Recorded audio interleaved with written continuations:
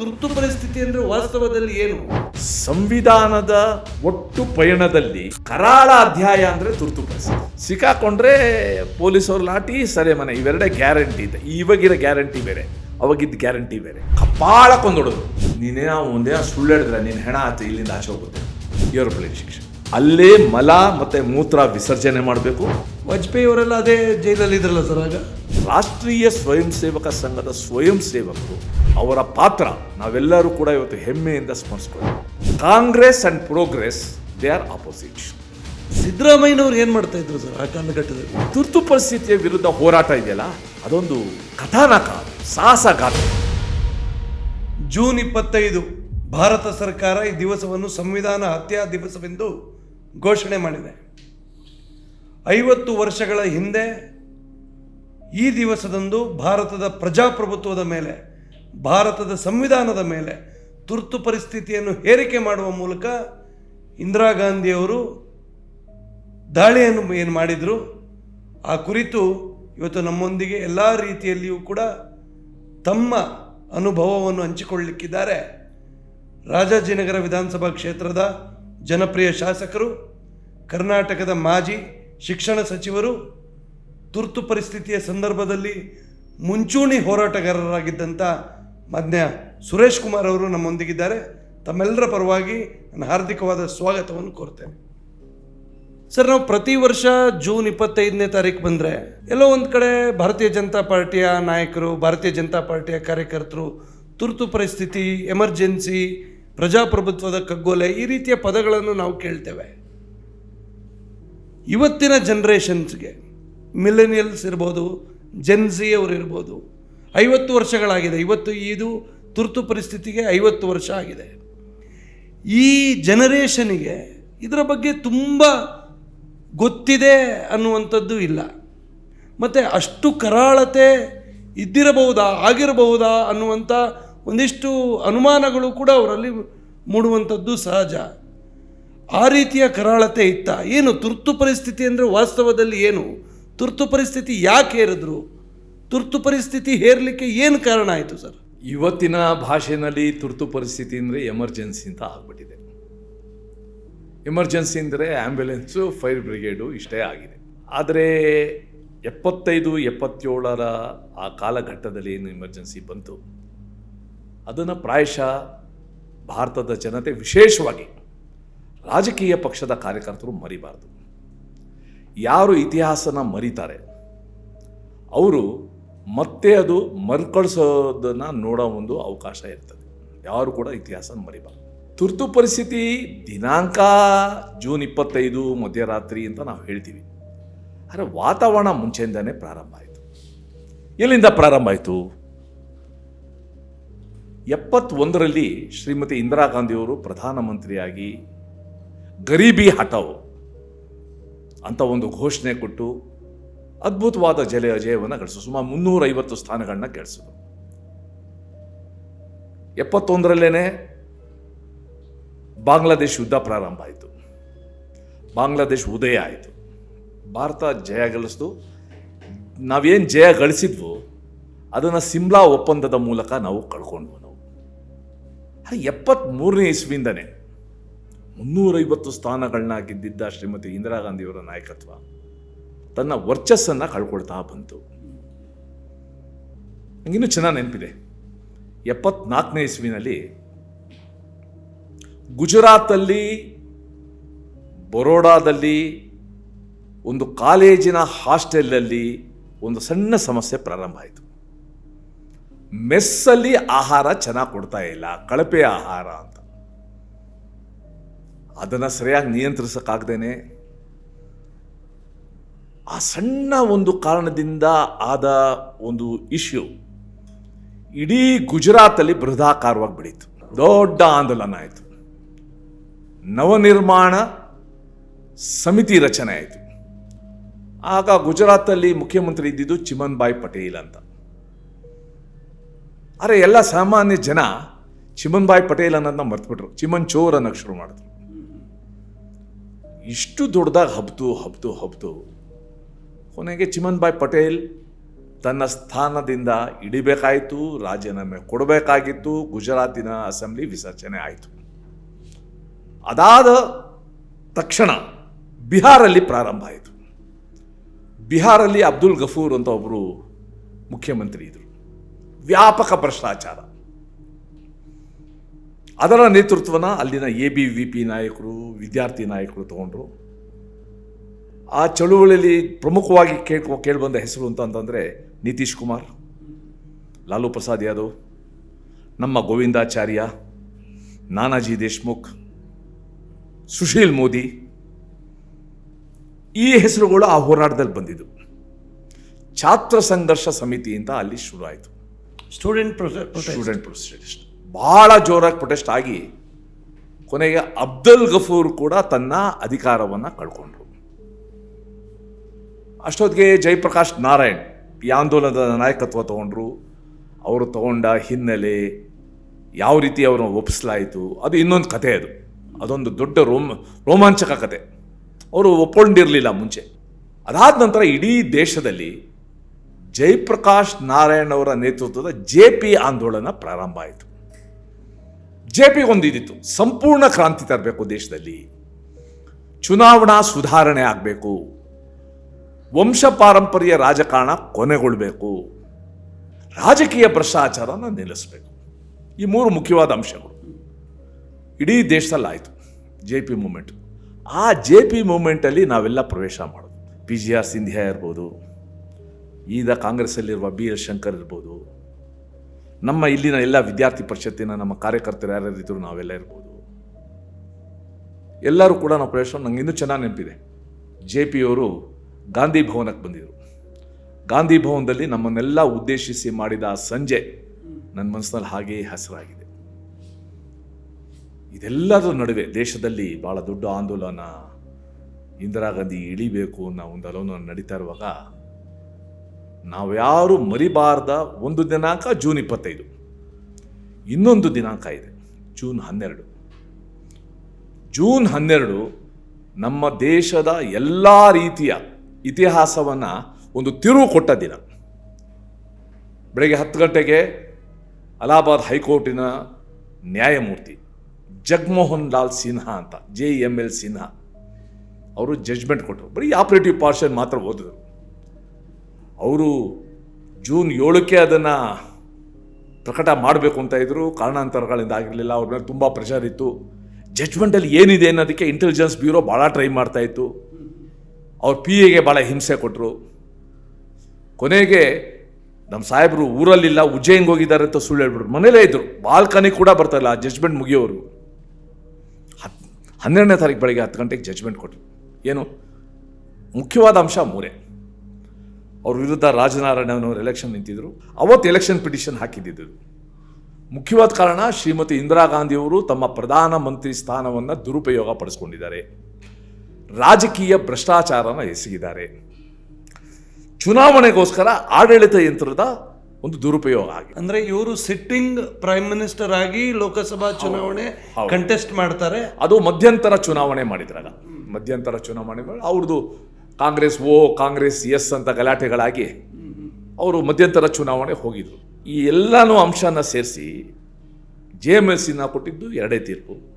ಮೊದಲನೇದು, ಶ್ರೀಮತಿ ಇಂದಿರಾ ಗಾಂಧಿಯವರು ಚುನಾವಣಾ ಅಕ್ರಮವೆಸಗಿರೋದು ವಾಸ್ತವ, ಅವರು ಪ್ರಧಾನಮಂತ್ರಿ ಸ್ಥಾನದಲ್ಲಿ ಮುಂದುವರಿಯೋದಕ್ಕೆ ಅನರ್ಹರು, ಇನ್ನು 6 ವರ್ಷ ಅವರು ಚುನಾವಣೆ ನಿಲ್ಲಂಗಿಲ್ಲ. ಬಹಳ ದೊಡ್ಡ ತಲ್ಲಣ ಉಂಟಾಯಿತು. ಒಬ್ಬರು ಹೈಕೋರ್ಟ್ ನ್ಯಾಯಮೂರ್ತಿಗಳು ಈ ರೀತಿ ಜಡ್ಜ್ಮೆಂಟ್ ಕೊಡೋದು ನೋಬಡಿ ಎಕ್ಸ್ಪೆಕ್ಟೆಡ್. ಯಾಕಂದ್ರೆ ಆಗಲೇ JML ಸಿನ್ಹಾಗೆ ಒಂದು ಆಸೆ ಹುಟ್ಟಿಸಿದ್ರು, ಸುಪ್ರೀಂ ಕೋರ್ಟಲ್ಲಿ ನಿಮ್ಮ ಹೆಸರು ಪರಿಶೀಲನೆಯಲ್ಲಿದೆ ಅಂತ. ಆದರೆ ವ್ಯಕ್ತಿ ಭಾಳ ಧೀಮಂತ ವ್ಯಕ್ತಿ. ಆ ತುರ್ತು ಪರಿಸ್ಥಿತಿ ಸಂದರ್ಭದಲ್ಲಿ ಕೆಲವರದ್ದು ಹೆಸರು ಜ್ಞಾಪಿಸ್ಕೋಬಹುದು ಅಂದರೆ ಮೊದಲನೇದು JML ಸಿನ್ಹಾ.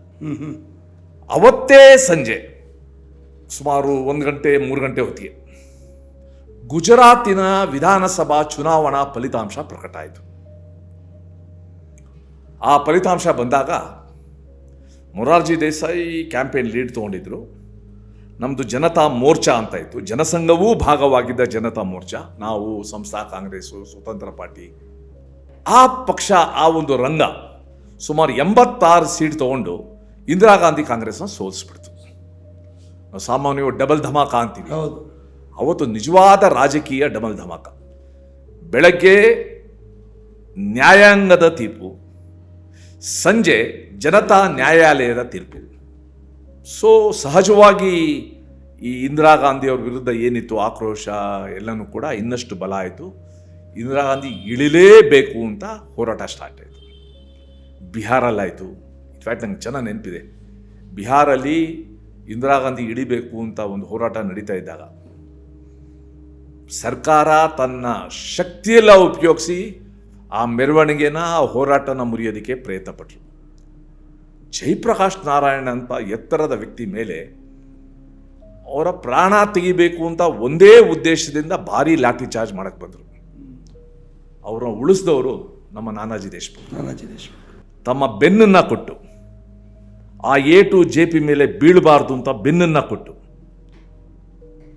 ಆ ಬೆನ್ನು ನೋವನ್ನ ಬಹಳಷ್ಟು ವರ್ಷಗಳ ಕಾಲ ಆ ಬೆನ್ನು ಅವ್ರನ್ನ ಕಾಡ್ತಾ ಇತ್ತು.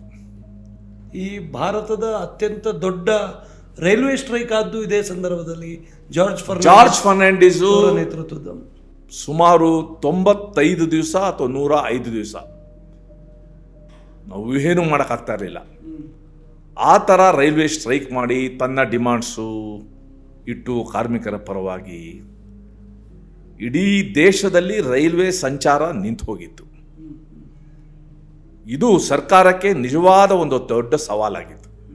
ಅವತ್ತಿಂದನೂ ಕೂಡ ಜಾರ್ಜ್ ಫರ್ನಾಂಡಿಸ್ ಅವರ ಹಿಟ್ ಲಿಸ್ಟಲ್ಲಿ ಇದ್ರು ಅವರು. So railway strike, Gujarat, Bihar, Allahabad high court judgement, ಗುಜರಾತಿನ ತೀರ್ಪು ಇವೆಲ್ಲ ಸಮ್ಮಿಳನ ಆಗಿ ಇಂದಿರಾ ಗಾಂಧಿ ಇಳಿಲೇಬೇಕು ಅನ್ನೋ ಸ್ಥಿತಿ. ಆದರೆ ಇಳಿಲಿಕ್ಕೆ ರೆಡಿ ಇರಲಿಲ್ಲ. ಅವ್ರಿಗೊಬ್ಬರು ಅಡ್ವೈಸರ್ ಇದ್ದರು, ಸಿದ್ಧಾರ್ಥ ಶಂಕರ ರೇ ಅಂತ, SS ರೇ ಅಂತ, ಪಶ್ಚಿಮ ಬಂಗಾಳದ ಮುಖ್ಯಮಂತ್ರಿ ಆಗಿದ್ರು. ಅವರು ಭಾಳ ಬುದ್ಧಿವಂತ ಲಾಯರ್ ಅವರು. ಅವರು ಈ ಅಡ್ವೈಸ್ ಮಾಡಿಕೊಟ್ರು. ಇನ್ಫ್ಯಾಕ್ಟ್ ಅವಾಗ ನಾನು ಇತ್ತೀಚೆಗೆ ತಾನೇ ಸಂಘದ 3ನೇ ಸರ್ಸಂಘ ಚಾಲಕರಾಗಿದ್ದ ಬಾಳಾಸಾಹೇಬ್ ದೇವರಾಜ್ ಪುಸ್ತಕ ಓದ್ತಾ ಇದ್ದೀನಿ. ಭಾಳ ಉತ್ತಮವಾದ ಗ್ರಂಥ. ಅದು ಓದಿದ್ರೆ ಸಂಘದ ಪ್ರಾರಂಭದ ದಿನಗಳಿಂದ ಅದರ ಬೆಳವಣಿಗೆ ಗೊತ್ತಾಗ್ತಾ ಬರುತ್ತೆ.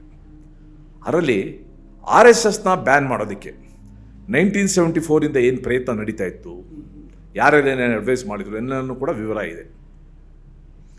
ಇಂದಿರಾ ಗಾಂಧಿ ಸುಮ್ಮನೆ ಕೂತ್ಕೊಳ್ಳಿಲ್ಲ, ಸುಪ್ರೀಂ ಕೋರ್ಟ್ ಹೋದ್ರು.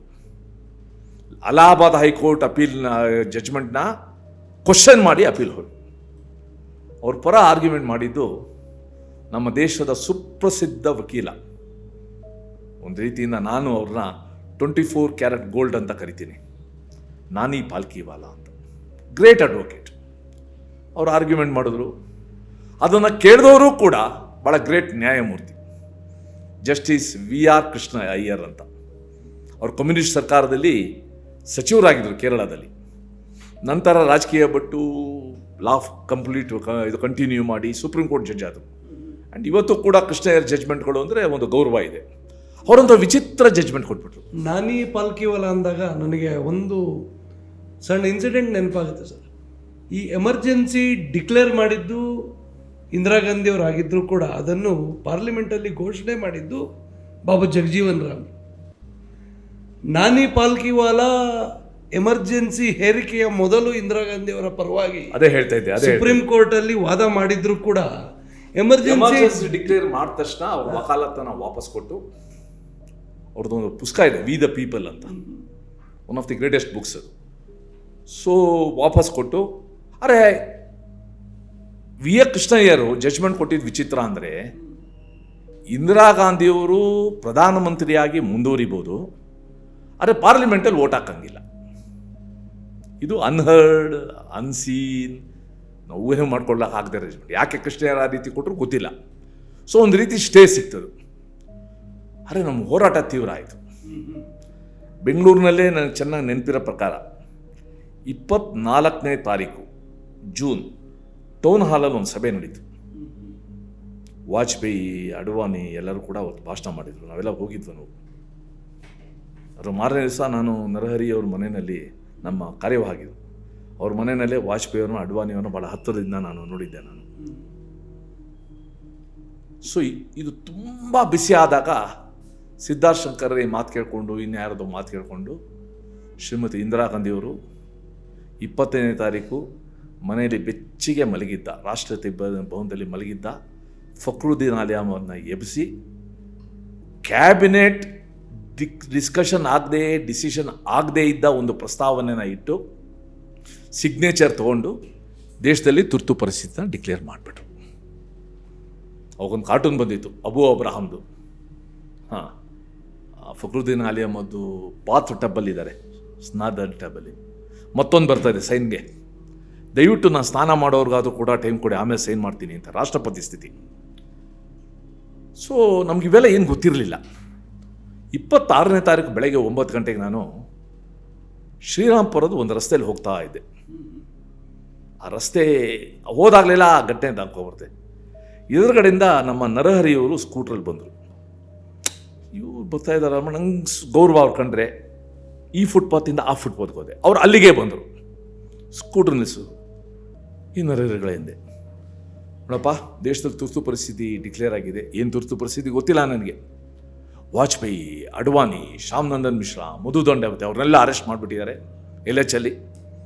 ನೀನು ತಕ್ಷಣ ಮೈಸೂರು ಬ್ಯಾಂಕ್ಗೆ ಹೋಗ್ಬೇಕು, ಅಲ್ಲಿ ಬರ್ತಾರೆ ಎಲ್ಲರೂ, ನೀನು ಹೇಗಾದ್ರು ಮಾಡಿ ಪ್ರೊಟೆಸ್ಟ್ನ ನೀವೆಲ್ಲ ಸೇಕೊಂಡು ಆರ್ಗನೈಸ್ ಮಾಡಬೇಕು ಅಂದ್ಬಿಟ್ಟು ಹೊರಟೋದ್ರು.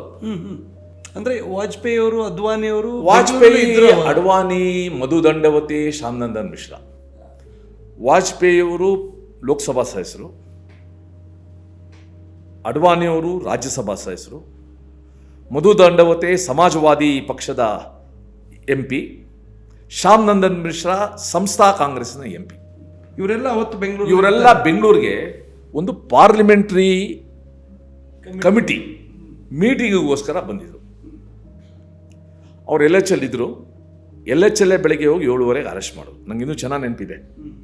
ಇವ್ರು ಅರೆಸ್ಟ್ ಮಾಡೋಕ್ಕೆ ಹೋದಾಗ ಶ್ಯಾಮ್ ನಂದನ್ ಮಿಶ್ರಾ ಯೋಗಾಸನ ಮಾಡ್ತಾಯಿದ್ರು, ಶೀರ್ಷಾಸನ ಮಾಡ್ತಾಯಿದ್ರು. ಅವಾಗ ತಂದು ಅವ್ರು ಹೋಗಿ ಅರೆಸ್ಟ್ದು ತೊಗೊಂಬಂದಿದ್ದು. ಅವ್ರು ಶೀರ್ಷಾಸನ ಹಿಡಿದು ಪ್ಲೇಟೆಲ್ಲ ಬಿಸಾಕಿದ್ರು. ಏನು ಅರೆಸ್ಟ್ ಮಾಡ್ತೀರಾ ಅಂತ. Shyam Nandan Mishra was A tall leader. So ಅವ್ರು ಅರೆಸ್ಟ್ ಮಾಡಿ ಹೈಗ್ರೌಂಡ್ ಪೊಲೀಸ್ ಸ್ಟೇಷನ್ ಕರ್ಕೊಂಡೋಗಿ ಆಮೇಲೆ ಸೆಂಟ್ರಲ್ ಜೈಲಿಗೆ ಕರ್ಕೊಂಡೋದ್ರು. ನಾನು ಮೈಸೂರು ಬ್ಯಾಂಕ್ಗೆ ಹೋದಾಗ ನನಗೆ ಫಸ್ಟು ಸಿಕ್ಕಿದ್ದು PGR ಸಿಂಧ್ಯಾ, ನಮ್ಮ ABVP ನಾಯಕರವರಾಗ. ಭಾಳ ದೊಡ್ಡ ಹೆಸರು ಆ ಕಾಲದಲ್ಲಿ PGR ಸಿಂಧ್ಯಾ, ಬ್ಯಾಂಗ್ಳೂರು ಯೂನಿವರ್ಸಿಟಿನಲ್ಲಿ ದೊಡ್ಡ ಹೆಸರು. ಆಮೇಲೆ ಬಂದರು ಪ್ರಮೀಳಾ ನೇಸರ್ಗಿ ಬಂದರು. ಮುಂದೆ ಜನತಾ ಪಾರ್ಟಿನಲ್ಲಿ ಸರ್ಕಾರದಲ್ಲಿ ಮಿನಿಸ್ಟರ್ ಆದ M ಚಂದ್ರಶೇಖರ್ ಬಂದರು. ಮುಂದೆ MP ಆದ ಕೃಷ್ಣ ಅಯ್ಯರ್ ಬಂದರು. ಪ್ರಮೀಳಾ ನೇಸರ್ಗಿ ಅಂತ ಭಾಳ ದೊಡ್ಡ ಲಾಯರು, ಅವರು ಬಂದರು. ಲಕ್ಷ್ಮೀ ಸಾಗರ್ ಅಂತ ಭಾಳ ದೊಡ್ಡ ಲಾಯರು, ಮುಂದೆ ಮಿನಿಸ್ಟರ್ ಆದರು. ನನಗೆ ಲಾ ಕಾಲೇಜಲ್ಲಿ ನನಗೆ ಪಾಠ ಮಾಡಿದವರು ಮುಂದೆ, ಅವರು ಬಂದರು. ಒಂದು 90ರಿಂದ 120 ಜನ ಆಗಿದ್ವು ಆ ಕಾಲದಲ್ಲಿ. ಏನು ಮೊಬೈಲ್ ಇಲ್ಲ ಆಗ, ನಿಮ್ಮ ವಾಟ್ಸಪ್ ಇಲ್ಲ, ಮನೆಗಳಲ್ಲಿ ಫೋನೇ ಇರಲಿಲ್ಲ. ಅಂಥ ಸಮಯದಲ್ಲಿ ಇದನ್ನೆಲ್ಲ ಕಮ್ಯುನಿಕೇಟ್ ಮಾಡಿ ಆ ಸಮಯದಲ್ಲಿ 120 ಜನ ಸೇರಿಸಿ ನಾವು ಅವೆನ್ಯೂ ರೋಡು, ಬೆಳೆಪೇಟೆ, ಚಿಕ್ಕಪೇಟೆ, ಕಾಟನ್ಪೇಟೆ ಇಲ್ಲೆಲ್ಲನೂ ಕೂಡ ಮೆರವಣಿಗೆ ಬಂದು, ಐ ಥಿಂಕ್ ಕರ್ನಾಟಕದಲ್ಲಿ ತುರ್ತು ಪರಿಸ್ಥಿತಿಯ ವಿರುದ್ಧ ಮೊದಲನೇ ಪ್ರತಿಭಟನಾ ಧ್ವನಿ ಮೊಳಗಿದ್ದು 26ನೇ ತಾರೀಕು ಬೆಳಗ್ಗೆ ಸುಮಾರು 10:30 ಮೈಸೂರು ಬ್ಯಾಂಕ್ ಹತ್ರ. ಅವತ್ತೇನು ಅರೆಸ್ಟ್ ಮಾಡಲಿಲ್ಲ ಪೊಲೀಸರು, ಯಾಕೆ ಅಂತ ಗೊತ್ತಿಲ್ಲ. ಅವತ್ತಿಂದ ನಮ್ಮ ಚಟುವಟಿಕೆ ಪ್ರಾರಂಭ ಆಯಿತು, ಅಂಡರ್ಗ್ರೌಂಡ್ ಚಟುವಟಿಕೆ ಪ್ರಾರಂಭ ಆಯಿತು. ಯಾಕೆ? ಇವು ಬರೀ ತುರ್ತು ಪರಿಸ್ಥಿತಿ ಹೇರಲಿಲ್ಲ. ತುರ್ತು ಪರಿಸ್ಥಿತಿ ಹೆಸರಿನಲ್ಲಿ ಲೋಕನಾಯಕ್ ಜಯಪ್ರಕಾಶ್ ನಾರಾಯಣದಿಂದ ಹಿಡಿದು ದೇಶದ ಸಹಸ್ರಾರು ನಾಯಕರನ್ನ ಅರೆಸ್ಟ್ ಮಾಡಿದ್ರು. ಅರೆಸ್ಟ್ ಮಾಡಿದ ಸುದ್ದಿ ಮಾಧ್ಯಮಗಳಲ್ಲಿ ಬರದೇ ಇರಂಗೆ ನೋಡಿಕೊಂಡ್ರು. ಎಲ್ಲಿ ಸುದ್ದಿ ಪ್ರಕಟ ಆಗುತ್ತೋ ಅಂತ ದೆಹಲಿಯ ಎಲ್ಲ ನ್ಯೂಸ್ ಪೇಪರ್ ಆಫೀಸ್ಗೆ ಎಲೆಕ್ಟ್ರಿಸಿಟಿ ಸರಬರಾಜನ್ನ ಕಡಿತ ಮಾಡಿದ್ರು. ವಾಕ್ ಸ್ವಾತಂತ್ರ್ಯ ಕಿತ್ಕೊಂಡ್ರು, ಪತ್ರಿಕಾ ಸ್ವಾತಂತ್ರ್ಯ ಕಿತ್ಕೊಂಡ್ರು. ನಾವು ಇನ್ ಪ್ರೆಸ್ಸಲ್ಲಿ ಏನು ಬರೋದೇ ಇಲ್ಲ. ಸೆನ್ಸಾರ್ ಆಫೀಸರ್ ಅಂತ ಒಬ್ಬನ ನೇಮಕ ಮಾಡೋದು ಪ್ರತಿ ರಾಜ್ಯದಲ್ಲಿ. ಸೊ ಯಾವುದೇ ಪತ್ರಿಕೆಯವರು ನ್ಯೂಸ್ ಹಾಕುವಾಗ ಫಸ್ಟು, ಇವಾಗ ಹಾಗೆ ಫಿಲ್ಮ್ ಅವರು ಸೆನ್ಸಾರ್ ಸರ್ಟಿಫಿಕೇಟ್ ತೊಗೊಳ್ತಾರೆ, ಆ ರೀತಿ ಸುದ್ದಿಗೆ ಸೆನ್ಸಾರ್ ಅಪ್ರೂವಲ್ ತೊಗೊಂಡು ಮಾಡಬೇಕಾಗಿತ್ತು. ಸೊ ಸತ್ಯ ಅವತ್ತು ಅಂದರೆ ಸರ್ಕಾರಕ್ಕೆ ಯಾವ ಸುದ್ದಿ ಜನರಿಗೆ ತಲುಪಬೇಕು ಅಂತ ಇರುತ್ತೆ ಅದು ಮಾತ್ರ ಹೌದೌದು, ಸರ್ಕಾರದ ನ್ಯೂಸ್ ಮಾತ್ರ ಬರ್ತಾ ಇತ್ತು. ಇನ್ಫ್ಯಾಕ್ಟ್ ನಾವು ಹೇಳ್ತಾ ಇದ್ವು, all India radio became all Indira radio ಅಂತ, AIR. ಅದೊಂದೇ ಇದ್ದಿದ್ದಾಗ ಸುದ್ದಿ ಮಾಧ್ಯಮ. ಸೊ ನಾವು ಸಹಜವಾಗಿ ಎಲ್ಲ ತೀರ್ಮಾನ ಮಾಡಿದ್ರು, ಹೇಗಾದರೂ ಮಾಡಿ ಜನನ ಜಾಗೃತಿಯಾಗಿ ಇಡಬೇಕು, ಜಾಗೃತಿ ಉಂಟು ಮಾಡಬೇಕು, ಸತ್ಯಾಂಶ ತಿಳಿಸ್ಬೇಕು ಅಂತ ನಾವು ಕಹಳೆ ಅಂತ ಒಂದು ಪೇಪರ್ ಶುರು ಮಾಡಿದ್ವು. ಮೊದಲು ಸೈಕ್ಲೋ ಸ್ಟೈಲ್ ಮಾಡಿದ್ವು, ಆಮೇಲೆ ಯಾವುದೋ ಪುಣ್ಯಾತ್ಮರು ಪ್ರಿಂಟಿಂಗ್ ಪ್ರೆಸ್ ಅವ್ರು ಮುಂದೆ ಬಂದರು. ಕಾಳೆ ಅಂದರೆ ಇದು ಕರ್ನಾಟಕಕ್ಕೆ ಸೀಮಿತವಾಗಿ ಮಾಡಿದಂಥ. ಹೌದೌದು, ಬೇರೆ ಬೇರೆ ಕಡೆ ಬೇರೆ ಬೇರೆ ಹೆಸರಿನಲ್ಲಿ ಮಾಡಿದ್ರು, ಬೇರೆ ಬೇರೆ. ನಿಮ್ಮ ದಕ್ಷಿಣ ಕನ್ನಡದಲ್ಲಿ ಅದರದ್ದು ಕಾರ್ಯ ತುಂಬ ಆಯಿತು. ಎಷ್ಟೋ ಮನೆ ಹಿತ್ತಲಲ್ಲೇ ಹಳ್ಳ ತೋಡಿ ಅದರಲ್ಲಿ ಸೈಕ್ಲೋ ಸ್ಟೈಲ್ ಮೆಷಿನ್ ಇಟ್ಟು ಸೈಕ್ಲೋ ಸ್ಟೈಲ್ ಮಾಡ್ತಾ ಇದ್ದಿದ್ದು ಕೂಡ ನನಗೆ ಘಟನೆ ಗೊತ್ತಿದೆ. ಸೊ ನಾನು ಕೂಡ ಅಂಡರ್ಗ್ರೌಂಡ್ ಮೂವ್ಮೆಂಟಲ್ಲಿ ಪ್ರಿಂಟಿಂಗ್ ಪ್ರೆಸ್ಗಳಿಗೆ ಹೋಗಿ ಆ ಮುದ್ರಿತ ಪೇಪರ್ಗಳನ್ನ ತಗೊಂಡು ಮೈಸೂರು ಜಿಲ್ಲೆ, ಮಂಡ್ಯ ಜಿಲ್ಲೆ, ಬೆಂಗಳೂರು ರೂರಲ್ ಜಿಲ್ಲೆ, ಕೋಲಾರ ಜಿಲ್ಲೆ, ತುಮಕೂರು ಜಿಲ್ಲೆ ಇಲ್ಲೆಲ್ಲ ಓಡಾಡಿ ಅದನ್ನು ಡಿಸ್ಟ್ರಿಬ್ಯೂಷನ್ ಮಾಡ್ತಿದ್ವಿ. ಯಾವ ಸಮಯದಲ್ಲಿ ನಮಗೊಂದೇ ಗೊತ್ತಿತ್ತು, ಸಿಕ್ಕಾಕೊಂಡ್ರೆ ಪೊಲೀಸವ್ರ ಲಾಠಿ, ಸರಿ ಮನೆ, ಇವೆರಡೇ ಗ್ಯಾರಂಟಿ ಇದೆ. ಇವಾಗಿರೋ ಗ್ಯಾರಂಟಿ ಬೇರೆ, ಅವಾಗಿದ್ದ ಗ್ಯಾರಂಟಿ ಬೇರೆ. ಸೊ ಅವೆಲ್ಲ ಕಾರ್ಯ ಮಾಡ್ತಾಯಿದ್ವಿ ನಾವು. ನಾನು ಆ ಸಮಯದಲ್ಲೇ ಒಂದು ಸಲ ಯಾರೋ ಕರ್ಕೊಂಡವರು ನನ್ನ ಸೆಂಟ್ರಲ್ ನಮ್ಮ ಬೆಂಗಳೂರು ಸಿಟಿ ರೈಲ್ವೆ ಸ್ಟೇಷನ್ ಹತ್ರ ಹೋಟೆಲ್ ಕಾವೇರಿ ಅಂತ ಇದೆ, ಕರ್ಕೊಂಡೋದ್ರು. ಕಾವೇರಿಗೆ ಹೋದೆ ನಾನು. ಅಲ್ಲಿ ಸಂಘದ ಸರಸಹಕಾರ್ಯವಾಹರಾಗಿದ್ದ ನಮ್ಮ ಪ್ರಾಂತದವರೇ ಆದ ಹೂವೇಶ್ ಶೇಷಾದ್ರಿಗಳು ಗೊತ್ತಿದ್ರು. ಪೂರ್ತಿ ವೇಷ ಬದಲಾವಣೆ ಆಗ್ಬಿಟ್ಟಿತ್ತು. ಟಾರ್ಗೆಟ್ ಮಾಡಿ ಅರೆಸ್ಟ್ ಮಾಡುವಂಥ ಪ್ರಕ್ರಿಯೆ. ಇನ್ನು ಮಿನ್ ಟೈಮ್ ಏನಾಯಿತು, ಜೂನ್ 25 ರಾತ್ರಿ ತುರ್ತು ಪರಿಸ್ಥಿತಿ ಬಂತು, ಹೋರಾಟ.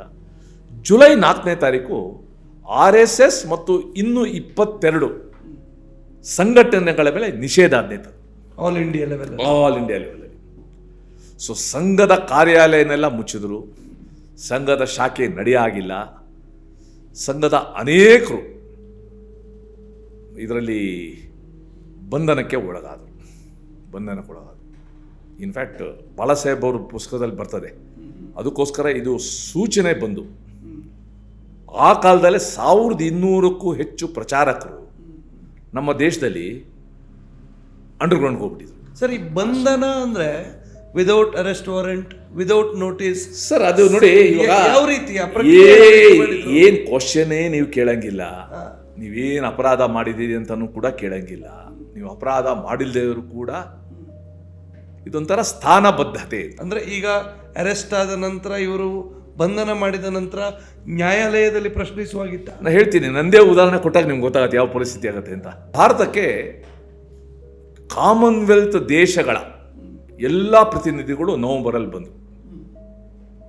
June, July, August, September, October ಒಂದು ನಡೀತಾ ಇತ್ತು. ನವೆಂಬರಲ್ಲಿ ಸತ್ಯಾಗ್ರಹ ಮಾಡೋದು ಅಂತ ತೀರ್ಮಾನ ಆಗಿತ್ತು. ನವೆಂಬರ್ 14ನೇ ತಾರೀಕಿಂದ ಸತ್ಯಾಗ್ರಹ ಮಾಡಬೇಕು ಅಂತ. ಸೊ ನವೆಂಬರಲ್ಲಿ ಬಂದಿದ್ರು ಅವರು. ಇಂದಿರಾ ಗಾಂಧಿ ಅವರು ಅವ್ರಿಗೊಂದು ಪ್ರೆಸೆಂಟೇಷನ್ ಕೊಟ್ಟರು. ದೇಶದಲ್ಲಿ ಎಲ್ಲ ಆರಾಮಾಗಿದೆ, ತುರ್ತು ಪರಿಸ್ಥಿತಿನೆಲ್ಲ ಸ್ವಾಗತಿಸಿದ್ದಾರೆ, ಪೀಸ್ಫುಲ್ ಆಗಿದೆ, ದೇಶ ಪ್ರಗತಿಯ ಹಾದಿಯಲ್ಲಿದೆ, ಟ್ರೈನ್ಗಳು ಸರಿಯಾಗಿ ಓಡಾಡ್ತಾ ಇವೆ, ಎಲ್ಲೂ ಗಲಾಟೆಗಳಿಲ್ಲ ಅನ್ನೋ ರೀತಿಯಲ್ಲಿ ಪ್ರೊಜೆಕ್ಟ್ ಮಾಡಿದ್ರು. ನಮ್ಮೊಬ್ಬರು MLC ಇದ್ರು, ಮಳ್ಳೂರು ಆನಂದರಾವ್ ಅಂತ. ಆಮೇಲೆ ಅವರು MLA ಆದರು. ಆಮೇಲೆ ಅವರು ಆ ಕಾಮನ್ವೆಲ್ತ್ ಕಾನ್ಫರೆನ್ಸಲ್ಲಿ ಅವ್ರಿಗೆ ಆಹ್ವಾನ ಆಯಿತು, ಹೋಗಿದ್ರು. ಹೇಗೆ ಅಂತ ನಂಗೆ ಗೊತ್ತಿಲ್ಲ. ಅವರು ಎದ್ದು ನಿಂತ್ಕೊಂಡು ಅದನ್ನು ಪ್ರತಿಭಟಿಸಿದ್ರು. ಆಗ ನವೆಂಬರ್ 7ನೇ ತಾರೀಕು 1975 ನನ್ನ ಮನೇಲಿ ಕೂತಿದ್ದೆ. ಸಚ್ಚಿದಾನಂದ ಹೆಗಡೆ ಅಂತ ಒಬ್ಬರು ಉತ್ತರ ಕನ್ನಡ ಜಿಲ್ಲೆಯವರಿದ್ದಾರೆ.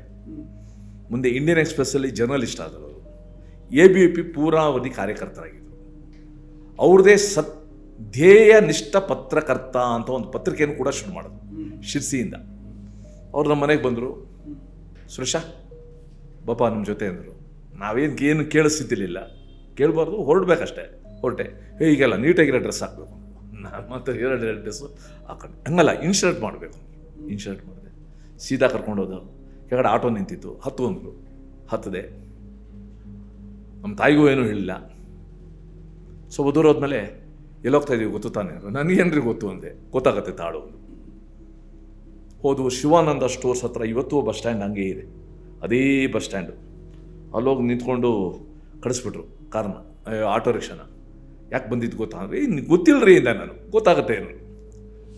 ಅಷ್ಟೊತ್ತಿಗೆ ನಮ್ಮ ABVP ಪ್ರಮುಖರೆಲ್ಲ ಬಂದರು.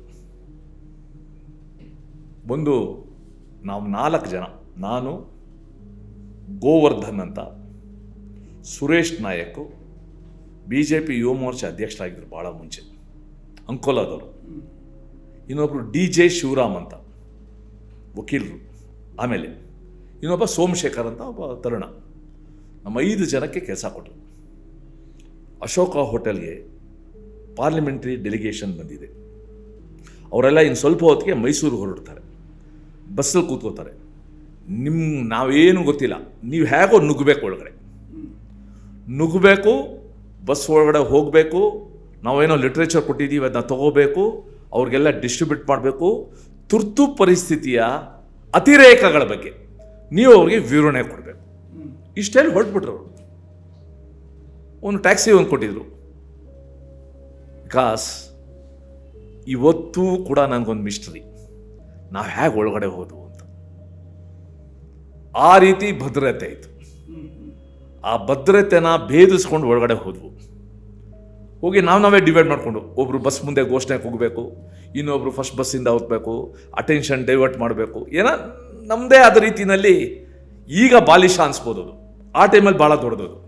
ನಾನೇನು ಮಾಡಿದೆ, ಹಿಂದ್ಗಡೆ ಬಸ್ ಫಸ್ಟ್ ಹತ್ಬಿಟ್ಟು ಎಲ್ಲರಿಗೂ ಕೂಡ ಕೊಟ್ಟು, ನನಗೆ ಬರ್ತಾ ಇದ್ದಿದ್ದ ಸಣ್ಣ ಪುಟ್ಟ ಇಂಗ್ಲೀಷ್ ಪದಗಳನ್ನ ಉಪಯೋಗಿಸಿ ಅವ್ರಿಗೆಲ್ಲ ಎಕ್ಸ್ಪ್ಲೇನ್ ಮಾಡಿದೆ. ಯಾವ ರೀತಿ ಪೊಲೀಸರು ಟಾರ್ಚರ್ ಮಾಡ್ತಾರೆ, ಎಷ್ಟು ಜನ ಅರೆಸ್ಟ್ ಮಾಡಿದ್ದಾರೆ, ದೇಶದ ನಾಯಕರನ್ನ ಅರೆಸ್ಟ್ ಮಾಡಿದ್ದಾರೆ, foreign delegation. So press freedom ಅನ್ನೋದಿಲ್ಲ ಎಲ್ಲ ಹೇಳ್ಬಿಟ್ಟು ಒಂದು ಬಸ್ ಪೂರ್ತಿ ಮುಗಿಸ್ದೆ. ದೇವರ್ ರೀಡಿಂಗ್ ಬಂದ್ಬಿಟ್ಟು ನನಗೇನೋ ಮುಂದೆ ಅವ್ರು ಮಾಡ್ತಾ ಇದ್ದಾರೆ ಅಂತ ನನ್ನ ಕಲ್ಪನೆ. 2ನೇ ಬಸ್ ಹೋಗ್ತದೆ. ಹತ್ಬಿಟ್ಟು ಅರ್ಧ ಬಸ್ ಬರುವಾಗ ಅವನು ಪೊಲೀಸ್ ಹೋಗ್ಕೊಂಬಿಟ್ಟ, ಸಾರ್ ಇಲ್ಲೇನೋ ನಡೀತಾ ಇದೆ ಅಂತ. ಆಗ high ground police station, Vyalikaval, Seshadripuram 3 station ಸೇರಿಸಿ ಒಂದು ಸರ್ಕಲ್ ಅಂತ ಇತ್ತು. ಆ ಸರ್ಕಲ್ ಇನ್ಸ್ಪೆಕ್ಟರ್ ಬಂದು ವೀರಯ್ಯ ಅಂತ. ಸೀದಾ ಓಡ್ ಬಂದು ಭಾಳ ಒಂದು ಒಳ್ಳೇದಾಯ್ತು ಅದು. ಆ ಎಲ್ಲ ಕಾಮನ್ವೆಲ್ತ್ ಡೆಲಿಗೇಟ್ಸ್ಗೆ ನಾವೇನು ಎಕ್ಸ್ಪ್ಲೇನ್ ಮಾಡ್ತಾ ಇದ್ವು ಅತಿರೇಕಗಳ ಬಗ್ಗೆ, ಅದನ್ನ ನಾನು ನಿಜ ಮಾಡೋ ರೀತಿಯಲ್ಲಿ ನನಗೆಲ್ಲರ ಎದುರುಗಡೆ ಹೊಡೆಯೋಕ್ಕೆ ಶುರು ಮಾಡಿದೆ. ಹೊಡೆದಿದ್ದು, ಜುಟ್ಟಿಡ್ದಿದ್ದು, ಶರ್ಟ್ ಇಟ್ಕೊಂಡು ಹೇಳ್ಕೊಂಡು ಹೋಗಿದ್ದು ಎಲ್ಲ ಕಣ್ಣಾರೆ ನೋಡಿದ್ರು. ದಾರಿ ಉದ್ದು ಕೊಡ್ಕೊಂಡು ಹೋದ. ಹೋಗಿ ಜೀಪಲ್ಲಿ ಬಿಸಾಕ್ದ. ಮಿಕ್ದವ್ರು ಏನು ಅಂತ ನಮ್ಗೆ ಗೊತ್ತಾಗ್ತಾ ಇಲ್ಲ. ಉಳಿದ 4 ಜನ ಸೊ ಅಲ್ಲಿಂದ ಸೀದಾ ಕರ್ಕೊಂಡು ಹೈಗ್ರೌಂಡ್ ಪೊಲೀಸ್ ಸ್ಟೇಷನ್. ಅವಾಗ ವಿಧಾನಸೌಧದ ಹತ್ರನೇ ಇತ್ತು. ಈಗ ಏನು ಸೊಫಾಯಾ ಅಂತ ಒಂದು ಸ್ಕೂಲ್ ಇದೆ, ಪಕ್ಕದಲ್ಲಿ ಇತ್ತದು. ಅದನ್ನ ಹೊಡೆದಾಕ್ಬಿಟ್ಟರು, ರಸ್ತೆ ಅಗಲ ಮಾಡಬೇಕು ಅಂತ ಹೊಡೆದಾಕೋದು. ಅಲ್ಲಿ ತಂದು ಲಾಕಪ್ ಹಾಕೋದು. 6x6 ಲಾಕಪ್ ಅದು high ground police station. High ground police station ಮುಂಚೆಯಿಂದ ಆಚೆಯಿಂದ ನೋಡ್ತಾ ಇದ್ದೆ. ಹಾಕ್ಬಿಟ್ರು. ಒಂದು 20-25 ನಿಮಿಷದ ಒಳಗಡೆ ನಮ್ಮ ಸೋಮಶೇಖರು, ಆ ಗೋವರ್ಧನ್ನು, ಸುರೇಶ್ ನಾಯಕ್ 3 ಕೂಡ ಹಿಡ್ಕೊಂಡ್ಬಂದ್ಬಿಟ್ರು. ಅದೇ ಲಾಕಪ್ಪಲ್ಲಿ ಹಾಕೋದು. ಏನು ಮುಂದೆ ನಮ್ಗೆ ಗೊತ್ತಿಲ್ಲ, ಏನು ಕೇಳ್ತಾರೆ ಗೊತ್ತಿಲ್ಲ, ಏನು ಉತ್ತರ ಕೊಡಬೇಕು ನಾವೇ ತೀರ್ಮಾನ ಮಾಡೋದು. ಒಂದು ತೀರ್ಮಾನ ಮಾಡೋದು, ನಾವು ಯಾರು ಕೂಡ ಪರಸ್ಪರ ಪರಿಚಯ ಇಲ್ದಾರೆ ನಾಟಕ ಮಾಡೋಣ. ನಾನು ಮುಂಚೆಯಿಂದ ಈ ಹೇಳಿದ್ನಲ್ಲ ಅಂಡರ್ಗ್ರೌಂಡ್ ಲಿಟ್ರೇಚರ್ ಅನಿಸ್ತಾ ಇದೆ ಅಂತ. ನನಗೊಬ್ಬರು ಸೋದರ ಮಾವ ಇದ್ದಾರೆ, ನನ್ನ ತಾಯಿ ತಮ್ಮ. ಸರ್, ಒಂದು ಕುತೂಹಲಕ್ಕೆ, ಅಂಡರ್ಗ್ರೌಂಡ್ ಲಿಟ್ರೇಚರಲ್ಲಿ ಯಾವ ರೀತಿ ಅಂಶಗಳಿತ್ತು?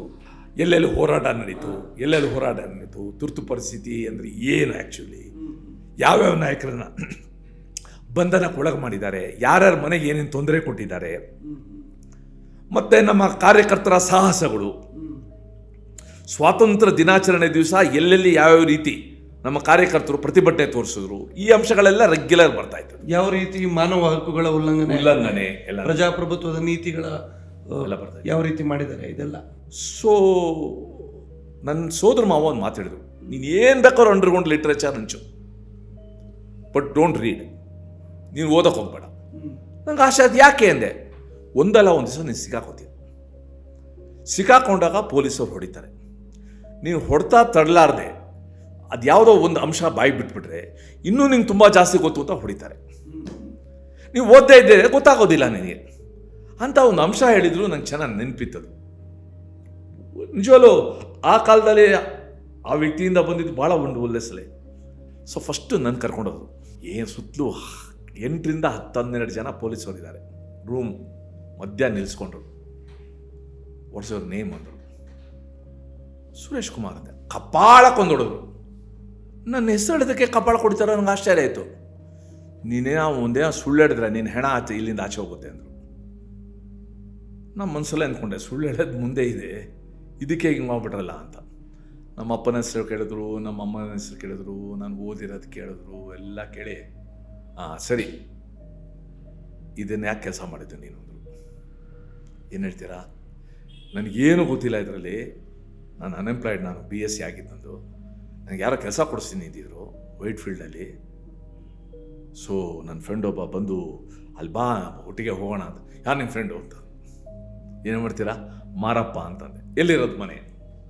ಗಾಯತ್ರಿ ನಗರ 5ನೇ ಕ್ಲಾಸು. ತೋರಿಸ್ತೀಯಾ? ತೋರಿಸ್ತೀನಿ ಹಿಂದೆ.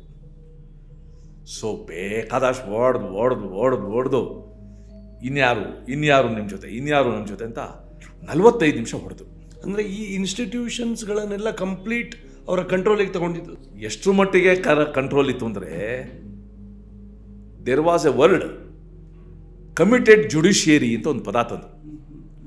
Judiciary should be committed to the ruling party. ಎಲ್ಲ ಎಮರ್ಜೆನ್ಸಿ ಮುಗಿದ ಮೇಲೆ ಅಡ್ವಾಣಿಯವರು ಒಂದು ಐತಿಹಾಸಿಕ ಸ್ಟೇಟ್ಮೆಂಟ್ ಮಾಡೋದು, ಈ ದೇಶ ಜುಡಿಷಿಯರಿ, ಈ ದೇಶದ ಬ್ಯೂರೋಕ್ರಸಿ, ಈ ದೇಶದ ಪ್ರೆಸ್, ಯಾರು ಪತ್ರಕರ್ತರಿದ್ರು ಅವರೆಲ್ಲ, ಮೀಡಿಯಾ ಎಲ್ಲ, ವೆನ್ ದೇವರ್ ಆಸ್ ಟು ಬೆಂಡ್ ದೇ ಕ್ರಾಲ್ಡ್ ಅಂತ. ಅವ್ರಿಗೆ ಬಗ್ಗೆ ಅಂದರೆ ಅವರು ತೆವಳಿದ್ರು ಅಂತ ಒಂದು ಮಾತಾಡೋದು. 100ಕ್ಕೆ 100 ಸತ್ಯವಾದ ಅಂಶ. ಸೊ ಕೊನೆಗೆ ಏನು ಮಾಡಿದ್ರು ಅವರು, ಇವನೇನು ಜಾಸ್ತಿ ಬಾಯಿ ಬಿಡೋದಿಲ್ಲ, ಇವನ ಮೇಲೆ ತೊಗೊಂಡೋಗ್ರಿ ಅಂತ. ನಾನು ಅಂದ್ಕೊಂಡೆ ಮೇಲ್ಗಡೆ ಯಾವುದೋ ರೂಮ್ ಕರ್ಕೊಂಡು ಹೋಗ್ತಾರೆ ಅಂತ. ಕೆಳಗಡೆ ಇನ್ನೊಂದು ರೂಮ್ ಕರ್ಕೊಂಡೋದ್ರು, ಹಾಕ್ಬಿಟ್ಟು ಬಾಗಿಲು ಹಾಕ್ಬಿಟ್ರು. ಒಬ್ಬನೇ ನಾನು ನೋಡಿದೆ, ಅಲ್ಲೊಂದು ಪುಲ್ಲಿ ಕಾಣಿಸ್ತು, ಗಾಲಿ.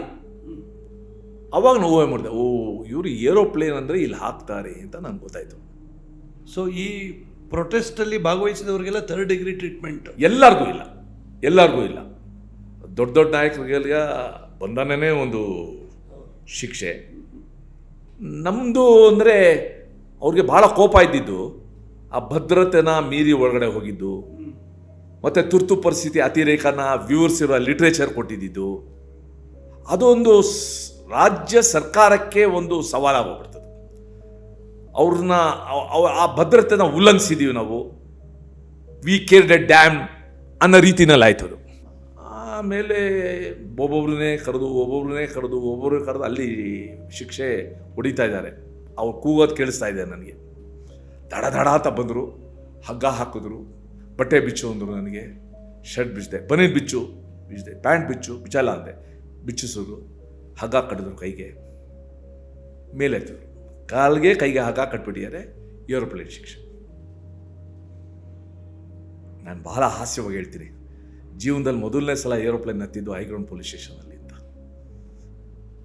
ಅದು ವಿಚಿತ್ರ ಹಿಂಸೆ, ಅದು ವಿಚಿತ್ರ. ಅದು ಪ್ರಜಾಪ್ರಭುತ್ವದ ರಕ್ಷಣೆಗೋಸ್ಕರ. ಇಡೀ ದೇಹದ ಭಾರ ಇಲ್ಲಿ ಹೋಗ್ಬಿಡುತ್ತೆ, ನೀವೇನು ಮಾಡಬೇಕು ಗೊತ್ತಾಗೋದಿಲ್ಲ. ಅಷ್ಟೇ ಅಲ್ಲ, ಬಂದು ಹೊಡೆಯೋಕ್ಕೆ ಬೇರೆ ಶುರು ಮಾಡೋದು. ನಾನು ನೇತಾಡ್ತಾ ಇದ್ದೀನಿ ಮೇಲ್ಗಡೆ, ಹೊಡೆಯೋಕ್ಕೆ ಶುರು ಮಾಡೋದು. That event on for 10, 12, 15 minutes. ಕೊನೆ ಅವನು ಹೋದ. ಇನ್ನೊಬ್ಬಂಗೆ ಯಾಕೋ ನನ್ನ ಬಗ್ಗೆ ಕನಿಕರ ಬಂದು ಇಳಿಸ್ಬಿಟ್ಟು, ನೋಡ್ರಿ ಜೀವನ ಇಡೀ ಕೈ ಹಿಂಗಾಗೋಗ್ಬಿಡ್ತದೆ, ಅಂಗವಿಕಲರಾಗ್ಬಿಡ್ತೀರಾ, ಬಾಯ್ ಬಿಟ್ಬಿಡ್ರಿ, ಹೇಳ್ರಿ. ಸರ್ ನನಗೇನು ಗೊತ್ತಿಲ್ಲ ಸರ್. ಮತ್ತವನು ಬಂದ, ಯಾಕೆ ಇಳಿಸಿದ್ವನ್ನ, ನಿನಗೆ ಅವನೇನಾಗಬೇಕು ಅಂದ್ಬಿಟ್ಟು ಮತ್ತೆತ್ತಿ ಮತ್ತೆ ಹೊಡೆದ್ರು. ಕೊನೆಗೆ ಆಫ್ಟರ್ ಸಮ್ ಟೈಮ್ ಐ ಫೈಂಟೆಡ್. ನನಗೇನೋ ಇಲ್ಲೇನೋ ಹರಿತಾ ಇದೆ ಅನಿಸ್ತು, ರಕ್ತ ಹರಿತಾ ಇದೆಯಾ ಅಂತ ಅನಿಸ್ತು. ಏನೋ ಒಂಥರ ಭ್ರಮೆ ಹೋಗ್ಬಿಟ್ಟು I ಫೈಂಟೆಡ್.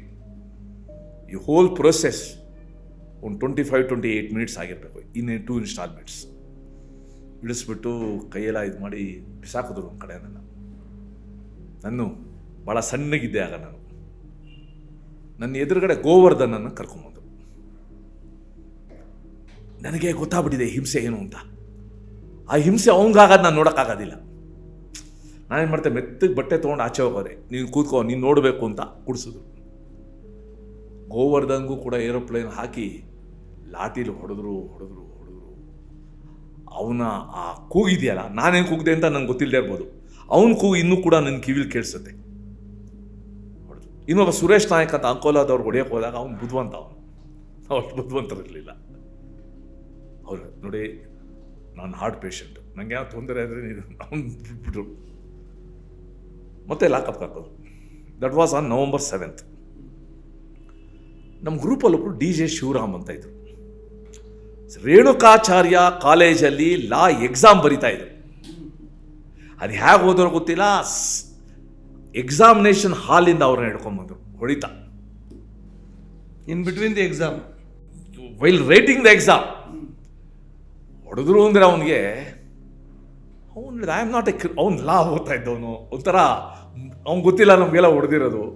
ಝೂಮಲ್ಲಿದ್ದ, I am not a criminal ಅಂದ. Oh are you Mahatma Gandhi ಅಂತಂದ್ರು.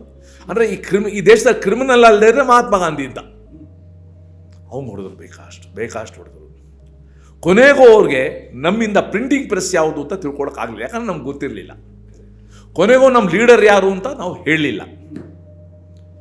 7th, 8th, 9th, 10th 4 ದಿವಸ ಆ 6/6 ಲಾಕಪ್ಪಲ್ಲಿ ಅಲ್ಲೇ ಮಲ ಮತ್ತು ಮೂತ್ರ ವಿಸರ್ಜನೆ ಮಾಡಬೇಕು, ಅದೇ ಲಾಕಪ್ಪಲ್ಲಿ ಇರಬೇಕು. ಸ್ಥಿತಿ ಹೇಗಿರ್ಬೇಕು ಲೆಕ್ಕಾಕಿ. ಇನ್ ದಿ ಮೀನ್ ಟೈಮ್ ನನ್ನ ತಾಯಿ, she was a school teacher, ಒಬ್ಬನೇ ಮಗ ನಾನು, ಅಕ್ಕ ಇಲ್ಲ, ತಂಗಿ ಇಲ್ಲ, ಅಣ್ಣ ಇಲ್ಲ, ತಮ್ಮ ಇಲ್ಲ. ನಾನು ನಿಲ್ಲೋದೆ ಅಂತ ಗೊತ್ತಾಗಿಲ್ಲ ಅವ್ರಿಗೆ. ನಾನು ಅರೆಸ್ಟ್ ಆಗಿದ್ದು ಶುಕ್ರವಾರ. ಅಲ್ದಾಡ್ಬಿಟ್ಟಿದ್ದಾರೆ, ಆ ಸ್ಟೇಷನು ಈ ಸ್ಟೇಷನು ಯಾರೂ ಇಲ್ಲ. ಕೊನೆಗೆ ಅವರು ರಾಮೋಜೇಸ್ ಮನೆಗೆ ಯಾರೋ ಕರ್ಕೊಂಡೋದ್ರು ನಮ್ಮ ಕಾರ್ಯಕರ್ತರು. ರಾಮೋಜೇಸ್ ಅವಾಗ ಹೈಕೋರ್ಟಲ್ಲಿ ಲಾಯರು. ಅವ್ರೇನು ಮಾಡೋದು, ನಮ್ಮ ತಾಯಿ ಕರ್ಕೊಂಡು ಸಂತೋಷ್ ಹೆಗ್ಡೆ ಅವ್ರ ಮನೆಗೆ ಹೋದ್ರು. ಸಂತೋಷ್ ಹೆಗ್ಡೆ ಭಾಳ ದೊಡ್ಡ ಹೆಸರಾಗ, ಯಾಕಂದ್ರೆ ಅವ್ರ ಅಪ್ಪನೇ KS ಹೆಗ್ಡೆ ಅಂತ, ಕೋಕಾ ಸುಬ್ಬರಾವ್ ಹೆಗ್ಡೆ ಅಂತ ನಮ್ಮ ಬೆಂಗಳೂರು ದಕ್ಷಿಣದ MP ಸ್ಪೀಕರ್ ಆಗಿದ್ರು. ಸಂತೋಷ್ ಹೆಗ್ಡೆ ಆಗ ಒಳ್ಳೆ ಲಾಯರು. ಅವ್ರ ಮುಖಾಂತರ ಸೋಮವಾರ 10ನೇ ತಾರೀಕು ಹೇಬಿಯಸ್ ಕಾರ್ಪಸ್ ಪಿಟಿಷನ್ ಹಾಕಿದ್ರು. ಹೇಬಿಯಸ್ ಕಾರ್ಪಸ್ ಭಾಳ ದೊಡ್ಡ ಅಸ್ತ್ರ ಡೆಮಾಕ್ರಸಿನಲ್ಲಿ. ಪ್ರೊಡ್ಯೂಸ್ ದ ಬಾಡಿಯಿಂದ, ಎಲ್ಲಿದ್ದರೂ ಅವ್ರನ್ನ ಹುಡ್ಕೊಂಬನ್ನಿ ಅಂತ. ಪೊಲೀಸರು ತಲೆ ಬಿಸಿ ಆಯಿತು. ಇನ್ನು ಇವ್ರನ್ನೆಲ್ಲ ಕರ್ಕೊಂಡೋದ್ರಿ, ಈ ಹುಡುಗರನ್ನ ಪೊಲೀಸ್ ಕೋರ್ಟ್ ಮುಂದೆ ಹೇಳಿಬಿಟ್ರೆ ಟಾರ್ಚರ್ ಆಗಿರೋದು. ಸೊ ಅದಕ್ಕೆ ಸಂಜೆ ನಮ್ಮನ್ನು ಕ್ಲೀನಾಗಿ ಲಾಕಪ್ಪಿಂದ ಆಚೆ ಕರ್ಕೊಂಬಂದು ಜೀಪಲ್ಲಿ ಹಾಕ್ಕೊಂಡು ಪೊಲೀಸ್ ಕಮಿಷನರ್ ಆಫೀಸ್ಗೆ ಹೋಗಿ ಫೋಟೋ ತೆಗೆಸಿ ರಾತ್ರಿ 8 ಗಂಟೆಗೆ ತಂದು ಸೆಂಟ್ರಲ್ ಜೈಲ್ಗೆ ಬಿಸಾಕ್ಬಿಟ್ರು. November 7th ಅರೆಸ್ಟ್ ಆಗಿದ್ದು. November 10th ರಾತ್ರಿ ನಾವು ಜೈಲಲ್ಲಿದ್ವು. ಯಾವ ಕಾರಣದ ಮೇಲೆ ನಮ್ಗೆ ಗೊತ್ತಿಲ್ಲ. ನಮಗೇನೋ ನೋಟಿಸ್ ಕೊಟ್ರಾ? ಇಲ್ಲ. ನಮ್ಗೆ ಕೋರ್ಟ್ಗೆ ಹೋಗೋ ಅವಕಾಶ ಇದೆಯಾ? ಇಲ್ಲ. ಜೈಲಿಗೆ ತೊಗೊಂಡೋಗಿ ಹಾಕ್ಬಿಟ್ರು ಸೋಮವಾರ ರಾತ್ರಿ. ಸೊ ಒಬ್ಬ ಪ್ರಜಾಪ್ರಭುತ್ವದಲ್ಲಿ ಒಬ್ಬ ನಾಗರಿಕನಿಗಿದ್ದಂಥ ಮೂಲಭೂತ ಎಲ್ಲ ಹಕ್ಕುಗಳು, ಅಯ್ಯೋ ಅದಕ್ಕೆ ಇನ್ನೂ ಸ್ವಾರಸ್ಯಕರವಾಗಿದೆ, ಹಿಡಿದು ಜೈಲ್ಗೆ ಹಾಕ್ಬಿಟ್ಟು ನಮ್ಮನ್ನು ಫಸ್ಟು ಸ್ವಾಗತಿಸಿದ್ದು ಜೈಲಲ್ಲಿ PGR ಸಿಂಧಿಯಾ, NK ಗಣಪಯ್ಯ ಅಂತ, ಮಜ್ದೂರ್ ಸಂಘದ ಪ್ರಮುಖರಾಗಿದ್ದ ಅಲಂಪಲ್ಲಿ ವೆಂಕಟರಾಮ್, ನಮ್ಮ ನಗರ ಕಾರ್ಯಾಲಯ ಇವಾಗೇನು ಯಾವುದೋ ಸ್ಮೃತಿ ಇದೆ ಅದನ್ನು ನಾವು ನಗರ ಕಾರ್ಯಾಲಯ ಅಂತ ಇದ್ವು, ಅಲ್ಲೊಬ್ರು ಪ್ರೋಬಿ ಸತ್ಯನಾರಾಯಣ ರಾವ್ ಅಂತ ಇದ್ರು. ಇವ್ರುಗಳೆಲ್ಲ ಇದ್ರು. ಅವ್ರು ಖುಷಿಯೋ ಖುಷಿ ನಮ್ಮ ಜೊತೆ ಇನ್ನಷ್ಟು ಜನ ಬಂದ್ರಲ್ಲ ಅಂತ. ಪಾಪ ನಾವು 4 ದಿವಸದಿಂದ ಹೊಟ್ಟೆಗಿಲ್ಲ, ತಾವು ಊಟ ಮಾಡ್ದೇನೆ ಅದನ್ನೆಲ್ಲ ನಮಗೆ ಬಡಿಸಿ ಭಾಳ ಪ್ರೀತಿಯಿಂದ ನೋಡಿಕೊಂಡ್ರು. ವಾಜಪೇಯಿ ಅವರೆಲ್ಲ ಅದೇ ಜೈಲಲ್ಲಿ ಇದ್ರಲ್ಲ ಸರ್ ಆಗ? ಜೈಲಲ್ಲಿ ಅವಾಗ ಅಡ್ವಾಣಿಯವರು, ಮಧು ದಂಡವತೆ, ಶ್ಯಾಮ್ ನಂದನ್ ಮಿಶ್ರಾ ಇದ್ರು. ವಾಜಪೇಯಿ ಅವ್ರಿಗೆ ಆರೋಗ್ಯ ಕಾರಣಕ್ಕೋಸ್ಕರ ಅವ್ರಿಗೆ ಆಪರೇಷನ್ ಅಗತ್ಯ ಇದ್ದಿದ್ದರಿಂದ ದೆಹಲಿಗೆ ಅವ್ರನ್ನ ಶಿಫ್ಟ್ ಮಾಡಿದ್ರು. ಇವ್ರು 3 ಇದ್ರು. ಸೊ 14ನೇ ತಾರೀಕಿಂದ ಸತ್ಯಾಗ್ರಹ ಸ್ಟಾರ್ಟ್ ಆಯಿತು. ಎಲ್ಲರೂ ಕೂಡ ಬಂಧನಕ್ಕೊಳಗಾಗಿ ಬರೋಕ್ಕೆ ಶುರು ಮಾಡಿದ್ರು. ನಾನಿದ್ದಿದ್ದು ಸೆಂಟ್ರಲ್ ಜೈಲಲ್ಲಿ D ಬ್ಯಾರಕಲ್ಲಿ. ನನ್ನ ರೂಮಲ್ಲಿ ಯಾರ್ಯಾರು ಇದ್ದರು? ನನ್ನ ರೂಮಲ್ಲಿ S ವೆಂಕಟರಾಮ್ ಅಂತ, ಆ ಕಾಲದ ಭಾಳ ದೊಡ್ಡ ಸಮಾಜವಾದಿ ನಾಯಕ, in fact right hand of George Fernandes. Sir, ನೀವು ಈ ಸಮಾಜವಾದಿ ಅಂದಾಗ ನನಗೊಂದು ಪ್ರಶ್ನೆ ಮೂಡುತ್ತು. ಸಿದ್ದರಾಮಯ್ಯನವ್ರು ಏನ್ ಮಾಡ್ತಾ ಇದ್ರು ಸರ್ ಆ ಕಾಲಘಟ್ಟದಲ್ಲಿ? ಅವರು ಸಿದ್ದರಾಮಯ್ಯನವರು ಕಾಂಗ್ರೆಸ್ ಅಲ್ಲಿ ಇರಲಿಲ್ಲ. ಅವ್ರನ್ನೇ ಕೇಳಬೇಕು ನಾವು, ಏನು ಮಾಡ್ತಾ ಇದ್ರು ಅವರು. ಯಾಕಂದ್ರೆ ಅವರು ಎಮರ್ಜೆನ್ಸಿಯಲ್ಲಿ ಭಾಗವಹಿಸಿದ್ದಾರೆ ಅನ್ನುವಂಥದ್ದು ಎಲ್ಲೂ ಕಾಣ್ಲಿಕ್ಕೆ ಸಿಗೋದಿಲ್ಲ. ಇಲ್ಲ, ಅವರು ಕೂಡ ಇದುವರೆಗೂ ಎಲ್ಲೂ ಹೇಳ್ಕೊಂಡಿಲ್ಲ ಅವರು ಕೂಡ. ಯಾಕಂದ್ರೆ ಈಗಂತೂ ಎಮರ್ಜೆನ್ಸಿ ವಿರುದ್ಧ ಮಾತಾಡಕ್ಕೆ ಅವ್ರಿಗೆ ಧ್ವನಿನೇ ಇಲ್ಲ. ಧ್ವನಿ ಇದ್ದಾಗಲೂ ಕೂಡ ಅವತ್ತು ಮಾತಾಡಿರಲಿಲ್ಲ ಅವರು. ಸಮಾಜವಾದಿ ನಾಯಕ S ವೆಂಕಟರಾಮ್ ಇದ್ರು. M ಚಂದ್ರಶೇಖರ್ ಅಂತ ಮುಂದೆ ಮಿನಿಸ್ಟರ್ ಆದವರು, ಅವರು ಬಂದರು. ಸತ್ಯವ್ರತ ಅಂತ ಸರ್ವೋದಯ ನಾಯಕರು, ವೆಂಕೋಬ್ರಾವ್ ಅಂತ ಸತ್ಯವ್ರತ ನಾಯಕರು, NK ಗಣಪಯ್ಯ ಅಂತ ಸ್ವತಂತ್ರ ಪಾರ್ಟಿಯವರು, ಅಜಿತ್ ಕುಮಾರ್ ನಮ್ಮ ಪ್ರಚಾರಕರು, ಮೈಚಾ ಜಯದೇವ್, PGR ಸಿಂಧಿಯಾ, ಬಂದಗದ್ದೆ ರಮೇಶ್ ಅಂತ ಒಬ್ಬರು ಸಮಾಜವಾದಿ ಯುವಕ ಅವರು. ಸೊ ಹೀಗೆ ಒಂದು ರೀತಿಯಿಂದ ಆ ಬ್ಯಾರಕ್ ಇದೆಯಲ್ಲ, ನಾವೇ ಭಾಳ ಚಿಕ್ಕವರು. ನಾನು ಹಾಸನದ ಒಬ್ಬ ಪಾರಸ್ಮಲ್ ಅಂತ ಇತ್ತೀಚೆಗೆ ಸಂಘ ಚಾಲಕರಾಗಿ ಅವರು ತೀರೋದ್ರು. ಇನ್ನೊಬ್ಬರು ಪಟ್ಟಾಭಿ ಅಂತ ಯೋಗ ಶಿಕ್ಷಕರಾದರು. ಮುಂದೆ ನಮ್ಮೂವರೇ ಯಂಗೆಸ್ಟ್ ಇನ್ ದ ಜೈಲ್. ನಾನು ಇತ್ಲ ಕಡೆ ಅವ್ರ ಹತ್ಲ ಕಡೆ ಜಯ ವಿಜಯರು ಅಂತ ನಮ್ಮನ್ನ ಕರಿತಾ ಇದ್ರು. ಆ ಬ್ಯಾರಕ್ಗೆ ರಕ್ಷಕರು ನಾವು ಅಂತ. ಸೊ ಅವತ್ತು ಹೋದವನು ನಾನು ಆಚೆ ಬಂದಿದ್ದು ಜನವರಿ 22, 1977. 15 ತಿಂಗಳು 15 ತಿಂಗಳು ಇಂಥವ್ರದ್ದೆಲ್ಲ ಸವಾಸ ಸಿಗ್ತಾಯಿಲ್ಲ. ಸೊ 15 ತಿಂಗಳಲ್ಲಿ ನಮಗೆ ಕೋರ್ಟಲ್ಲಿ ಚಾಲೆಂಜ್ ಮಾಡಲಿಕ್ಕೆ ಒಮ್ಮೆ ಕೂಡ ಅವಕಾಶ ಸಿಗಲಿಲ್ಲ. ಅಲ್ಲೇನಾಯ್ತು, ನಾವೆಲ್ಲ ಹಾಕಿದ್ದೆಲ್ಲ ನಡೀತಲ್ಲ, ಎಲ್ಲ ಮ್ಯಾಟ್ರು ಕೂಡ ಸುಪ್ರೀಂ ಕೋರ್ಟ್ಗೆ ಹೋಯಿತು. ಕರ್ನಾಟಕದಲ್ಲಿ ಇಬ್ಬರು ಜಡ್ಜ್ಗಳಿದ್ರು. ಒಬ್ಬರು DM ಚಂದ್ರಶೇಖರ್ ಅಂತ, ಇನ್ನೊಬ್ಬರು ಸದಾನಂದ ಸ್ವಾಮಿ ಅಂತ. ಅವರಿಬ್ಬರು ಎಮರ್ಜೆನ್ಸಿ ವಿರುದ್ಧ ಭಾಳ ಖಾರವಾಗಿ ತೀರ್ಪು ಕೊಟ್ಟು ಅಡ್ವಾಣಿಯವ್ರನ್ನ, ಮಧು ದಂಡವತಿ ಅವ್ರನ್ನ ರಿಲೀಸ್ ಮಾಡಿದ್ರು. ರಿಲೀಸ್ ಮಾಡಿ ಆಚೆ ಬಂದ ತಕ್ಷಣ ಮತ್ತೆ ಅವ್ರ ಅರೆಸ್ಟ್ ಮಾಡ್ಕೊಂಡು ಡೆಲ್ಲಿ ಕರ್ಕೊಂಡು ಹೋಗ್ಬಿಟ್ಟಿದ್ರು. ಅವರಿಬ್ಬರಿಗೂ ಮೇಲೆ ಸೇಟ್ ತೀರಿಸ್ಕೊಂಡ್ರು. DM ಚಂದ್ರಶೇಖರ್ನ ಅಸ್ಸಾಮ ಕಳಿಸಿದ್ರು, ಸದಾನಂದ ಸ್ವಾಮಿಯವ್ರನ್ನ ಇನ್ನೊಂದು ರಾಜ್ಯಕ್ಕೆ ಟ್ರಾನ್ಸ್ಫರ್ ಮಾಡಿಬಿಟ್ರು. ಬಟ್ ಎಲ್ಲ ABS ಕಾರ್ಪಸ್ಗಳು ಕೂಡ ಸುಪ್ರೀಂ ಕೋರ್ಟ್ ಮುಂದೆ ಬಂದು, ಸುಪ್ರೀಂ ಕೋರ್ಟಲ್ಲಿ ಫುಲ್ ಬೆಂಚ್ ಈ ಪ್ರಕರಣನ ಹಿಯರ್ ಮಾಡ್ತು. So this is in 1977. No, it was in 75 only, 75, 76 only ಬಂತು. PN ಭಗವತಿ ಇವರೆಲ್ಲ ಜಡ್ಜ್ಗಳು. ನಾನು ಹೇಳಿದಲ್ಲ JMLCನ ಒಂದು ಹೆಸರು ನಾಪಾಟ್ಕೋಬೇಕು ಅಂತ, ಅದೇ ಥರ ಇನ್ನೊಂದು ಹೆಸರು ನಾಪಾಟ್ಕೊಳ್ಳೇಬೇಕು, ಸುವರ್ಣಾಕ್ಷರದಲ್ಲಿ ಬರೀಲೇಬೇಕು ಅನ್ನೋದು ಇನ್ನೊಂದು ಹೆಸರು HR ಖನ್ನಾ. HR ಖನ್ನಾ ಅದೆಂಥ ಧೀಮಂತ ನ್ಯಾಯಮೂರ್ತಿ ಅಂತ ಆ ಪ್ರಕರಣದಲ್ಲಿ ಗೊತ್ತಾಯಿತು. ಸರ್ಕಾರದ ಪರವಾಗಿ ಆರ್ಗ್ಯುಮೆಂಟ್ ಮಾಡಿದ್ದು ನೀರೇನ್ ಡೇ ಅಂತ, ಆಗಿನ ಅಟಾರ್ನಿ ಜನರಲ್. ಅವರು ಹೇಳ್ತಾ ಹೋದ್ರು ತುರ್ತು ಪರಿಸ್ಥಿತಿ ಹೇಗೆ ಡಿಫೆಂಡ್ ಮಾಡ್ತಾ, ಲಾಯರು ಮಾಡ್ತಾ ಹೋದ್ರು. HR ಖನ್ನಾ ಒಂದು ಇನಾಕ್ಯೂಸ್ ಕ್ವಶನ್ ಕೇಳಿದ್ರು. ನೀವು ಹೇಳ್ತಿರಲ್ಲ, ವ್ಯಕ್ತಿ ತನ್ನ ಹಕ್ಕನ್ನೇ ಕಳ್ಕೊಡ್ತಾನೆ ತುರ್ತು ಪರಿಸ್ಥಿತಿ ಇಲ್ಲ ಅಂತ. ಅಕಸ್ಮಾತ್ ಒಬ್ಬ ಪೊಲೀಸು ದುರುದ್ದೇಶದಿಂದ ಯಾವುದೇ ಕಾರಣ ಇಲ್ಲದೆ ಒಬ್ಬ ವ್ಯಕ್ತಿನ ಗುಂಡು ಹಾಕಿ ಸಾಯಿಸಿದ್ರೆ ತುರ್ತು ಪರಿಸ್ಥಿತಿಲಿ ಅದು ಅಪರಾಧ ಆಗೋದಿಲ್ವಾ ಅಂತ. ನೀರೇಂಡೆ ಭಾಳ ತಗ್ಗಿದ ದನಿನಲ್ಲಿ, unfortunately you are right your honour ಅಂತ. ತುರ್ತು ಪರಿಸ್ಥಿತಿಯಲ್ಲಿ ವ್ಯಕ್ತಿಗೆ ಬದುಕುವ ಸ್ವಾತಂತ್ರ್ಯನೂ ಇಲ್ಲ ಅನ್ನೋದನ್ನು ಅವರು ಪರೋಕ್ಷವಾಗಿ ಹೇಳಿದರು. ವಾಕ್ ಸ್ವಾತಂತ್ರ್ಯ ಇಲ್ಲ, ಬದುಕುವ ಸ್ವಾತಂತ್ರ್ಯ ಇಲ್ಲ, ಪತ್ರಿಕಾ ಸ್ವಾತಂತ್ರ್ಯ ಇಲ್ಲ, ಯಾವುದೂ ಇಲ್ಲ ಅನ್ನೋದನ್ನು ಭಾಳ ಹಾಗೆ ನೀರೆಂಡೆ ಹೇಳಿದರು. Unfortunately supreme court failed Indian democracy. Supreme court failed accept for HR Khanna. HR Khanna ಒಬ್ಬರನ್ನ ಬಿಟ್ಟು ಇನ್ನೆಲ್ಲರೂ ಕೂಡ ತುರ್ತು ಪರಿಸ್ಥಿತಿಯ ಹೇರಿಕೆನ ಎತ್ತಿ ಹಿಡಿದ್ರು. ಇದೆಲ್ಲ ನೋಡಿ ಬಹುಶಃ ಅಡ್ವಾಣಿ ಹೇಳಿದ್ದು ಆಸ್ to bend they crawled, committed judiciary ಅಂತ ಹೇಳಿದ್ದು ಇದಕ್ಕೋಸ್ಕರ. That was the darkest day in Indian judiciary. ಆ ರೀತಿ ಜಜ್ಮೆಂಟ್ ಬಂದಿದ್ದು. Nobody was dare enough. So ಇನ್ನೇನು ಅದಕ್ಕಿಂತ ಇನ್ನೇನು ಚಾಲೆಂಜ್ ಮಾಡೋಂಗಿಲ್ಲ. ಏನು ಮಾಡಬೇಕು ಅನ್ನೋದೇ ಒಂದು ಚರ್ಚೆ. ಇದುವರೆಗೂ ನಾನೊಂದು ಮಾತು ಹೇಳಿಲ್ಲ, ಇದುವರೆಗೆ ಹೇಳ್ತೀನಿ. ನನ್ನ ತಾಯಿ ನನ್ನ ಅರೆಸ್ಟ್ ಆದಮೇಲೆ ನನ್ನನ್ನು ಇಂಟರ್ವ್ಯೂ ಬರೋದಕ್ಕೆ ಟ್ರೈ ಮಾಡಿದ್ರು. ಆಗ 1 ತಿಂಗಳು 1 ಕೊಡ್ತಾಯಿದ್ರು, ಆಮೇಲೆ 1 ತಿಂಗಳು 2 ಮಾಡಿದ್ರು, ಆಮೇಲೆ ಸಡಿಲ ಆಗಿ ವಾರಕ್ಕೆ 1 ದಿವಸ ಮಾಡಿದ್ರು. ನಮ್ಮ ತಾಯಿ ನನ್ನ ನೋಡೋಕ್ಕೆ ಒಂದು 30 35 ಸಲ ಬಂದಿರ್ಬೋದು. ನಮ್ಮ ತಾಯಿ ಆರ್ಡಿನರಿ ಲೇಡಿ, ಸ್ಕೂಲ್ ಟೀಚರು. ಒಂದು 4-5 ತಿಂಗಳಾದ್ಮೇಲೆ ಕೋಟ್ ಹಾಕೊಂಬರೋಕ್ಕೆ ಶುರು ಮಾಡಿದ್ರು. ನೀನು ಯಾಕಮ್ಮ ಕೋಟ್ ಹಾಕೊಂಡು ಸುಮ್ಮನೆ ಅಂತಂದರು. ಆಮೇಲೆ ಎಲ್ಲರೂ ಇಲ್ಲದೆ ಇರುವಾಗ ಕೋಟಿಂದ ಎಲ್ಲ ಚೀಟಿಗಳನ್ನ ತೆಗೆದುಕೊಡ್ತಾಯಿದ್ರು ನನಗೆ. ಆ ಚೀಟಿಗಳೆಲ್ಲ ಬರ್ತಾ ಇದ್ದಿದ್ದು ಅಡ್ವಾಣಿಯವರಿಗೆ, ನಮ್ಮ ಪಾರ್ಟಿ ಲೀಡರ್ಸ್ಗೆ, ಎಲ್ಲರಿಗೂ ಚೀಟಿಗಳು. ಹೊರಗಡೆಯಿಂದ ಕಟ್ತಾ ಇರ್ತಿದ್ದ ಚೀಟಿನ ನಮ್ಮ ತಾಯಿ ತೊಗೊಂಬರ್ತಾಯಿದ್ರು. ಪ್ರಾಯಶಃ ನಾವೆಲ್ಲ ಒಂದೇ ಪಾರ್ಟಿ ಆಗಬೇಕು ಅಂತ ಏನು ತೀರ್ಮಾನ ತೊಗೊಂಡ್ವು, ನಮ್ಮ ಡಿಫ್ರೆನ್ಸಸ್ ಬಿಟ್ಟು ಒಂದೇ ಎಲೆಕ್ಷನ್, ಇವೆಲ್ಲ ಅಂಶಗಳು ಅದ್ರಲ್ಲಿ ಬರ್ತಾಯಿತ್ತೋ ಏನೋ ಗೊತ್ತಿಲ್ಲ. ನಾನು ಸುಮ್ಮನೆ ಇವತ್ತು ಯೋಚಿಸ್ತೀನಿ, ನಮ್ಮಮ್ಮ ಅವತ್ತು ಆ ಕೋಟ್ ಹಾಕ್ಕೊಂಡು ಚೀಟಿ ತರುವಾಗ ಅರೆಸ್ಟ್ ಆಗಿಬಿಟ್ಟಿದ್ದಾರೆ, ಏನಾಗ್ತಾಯಿತ್ತು ಕತೆ. ನಮ್ಗೆ ಗೊತ್ತು ಅರೆಸ್ಟ್ ಆದವ್ರು ಏನೇನು ಮಾಡ್ತಾಯಿದ್ರು ಅಂತ. ಸ್ನೇಹಲತಾ ರೆಡ್ಡಿ ಅವ್ರಿಗೆ ಏನು ಮಾಡಿದ್ರು ಅವರು. ನಮ್ಮ ಮಾಗಡಿ ರಸ್ತೆ ಗರುಡಪ್ಪ ಅಂತ ಇದ್ರು, ಅವರು ಶ್ರೀಮತಿಯವರು, ಅವ್ರನ್ನೇನು ಮಾಡಿದ್ರು. ಯಾವ ರೀತಿ ಹಿಂಸೆ ಕೊಟ್ಟರು ಇವೆಲ್ಲ ನಮ್ಗೆ ಗೊತ್ತಿತ್ತು.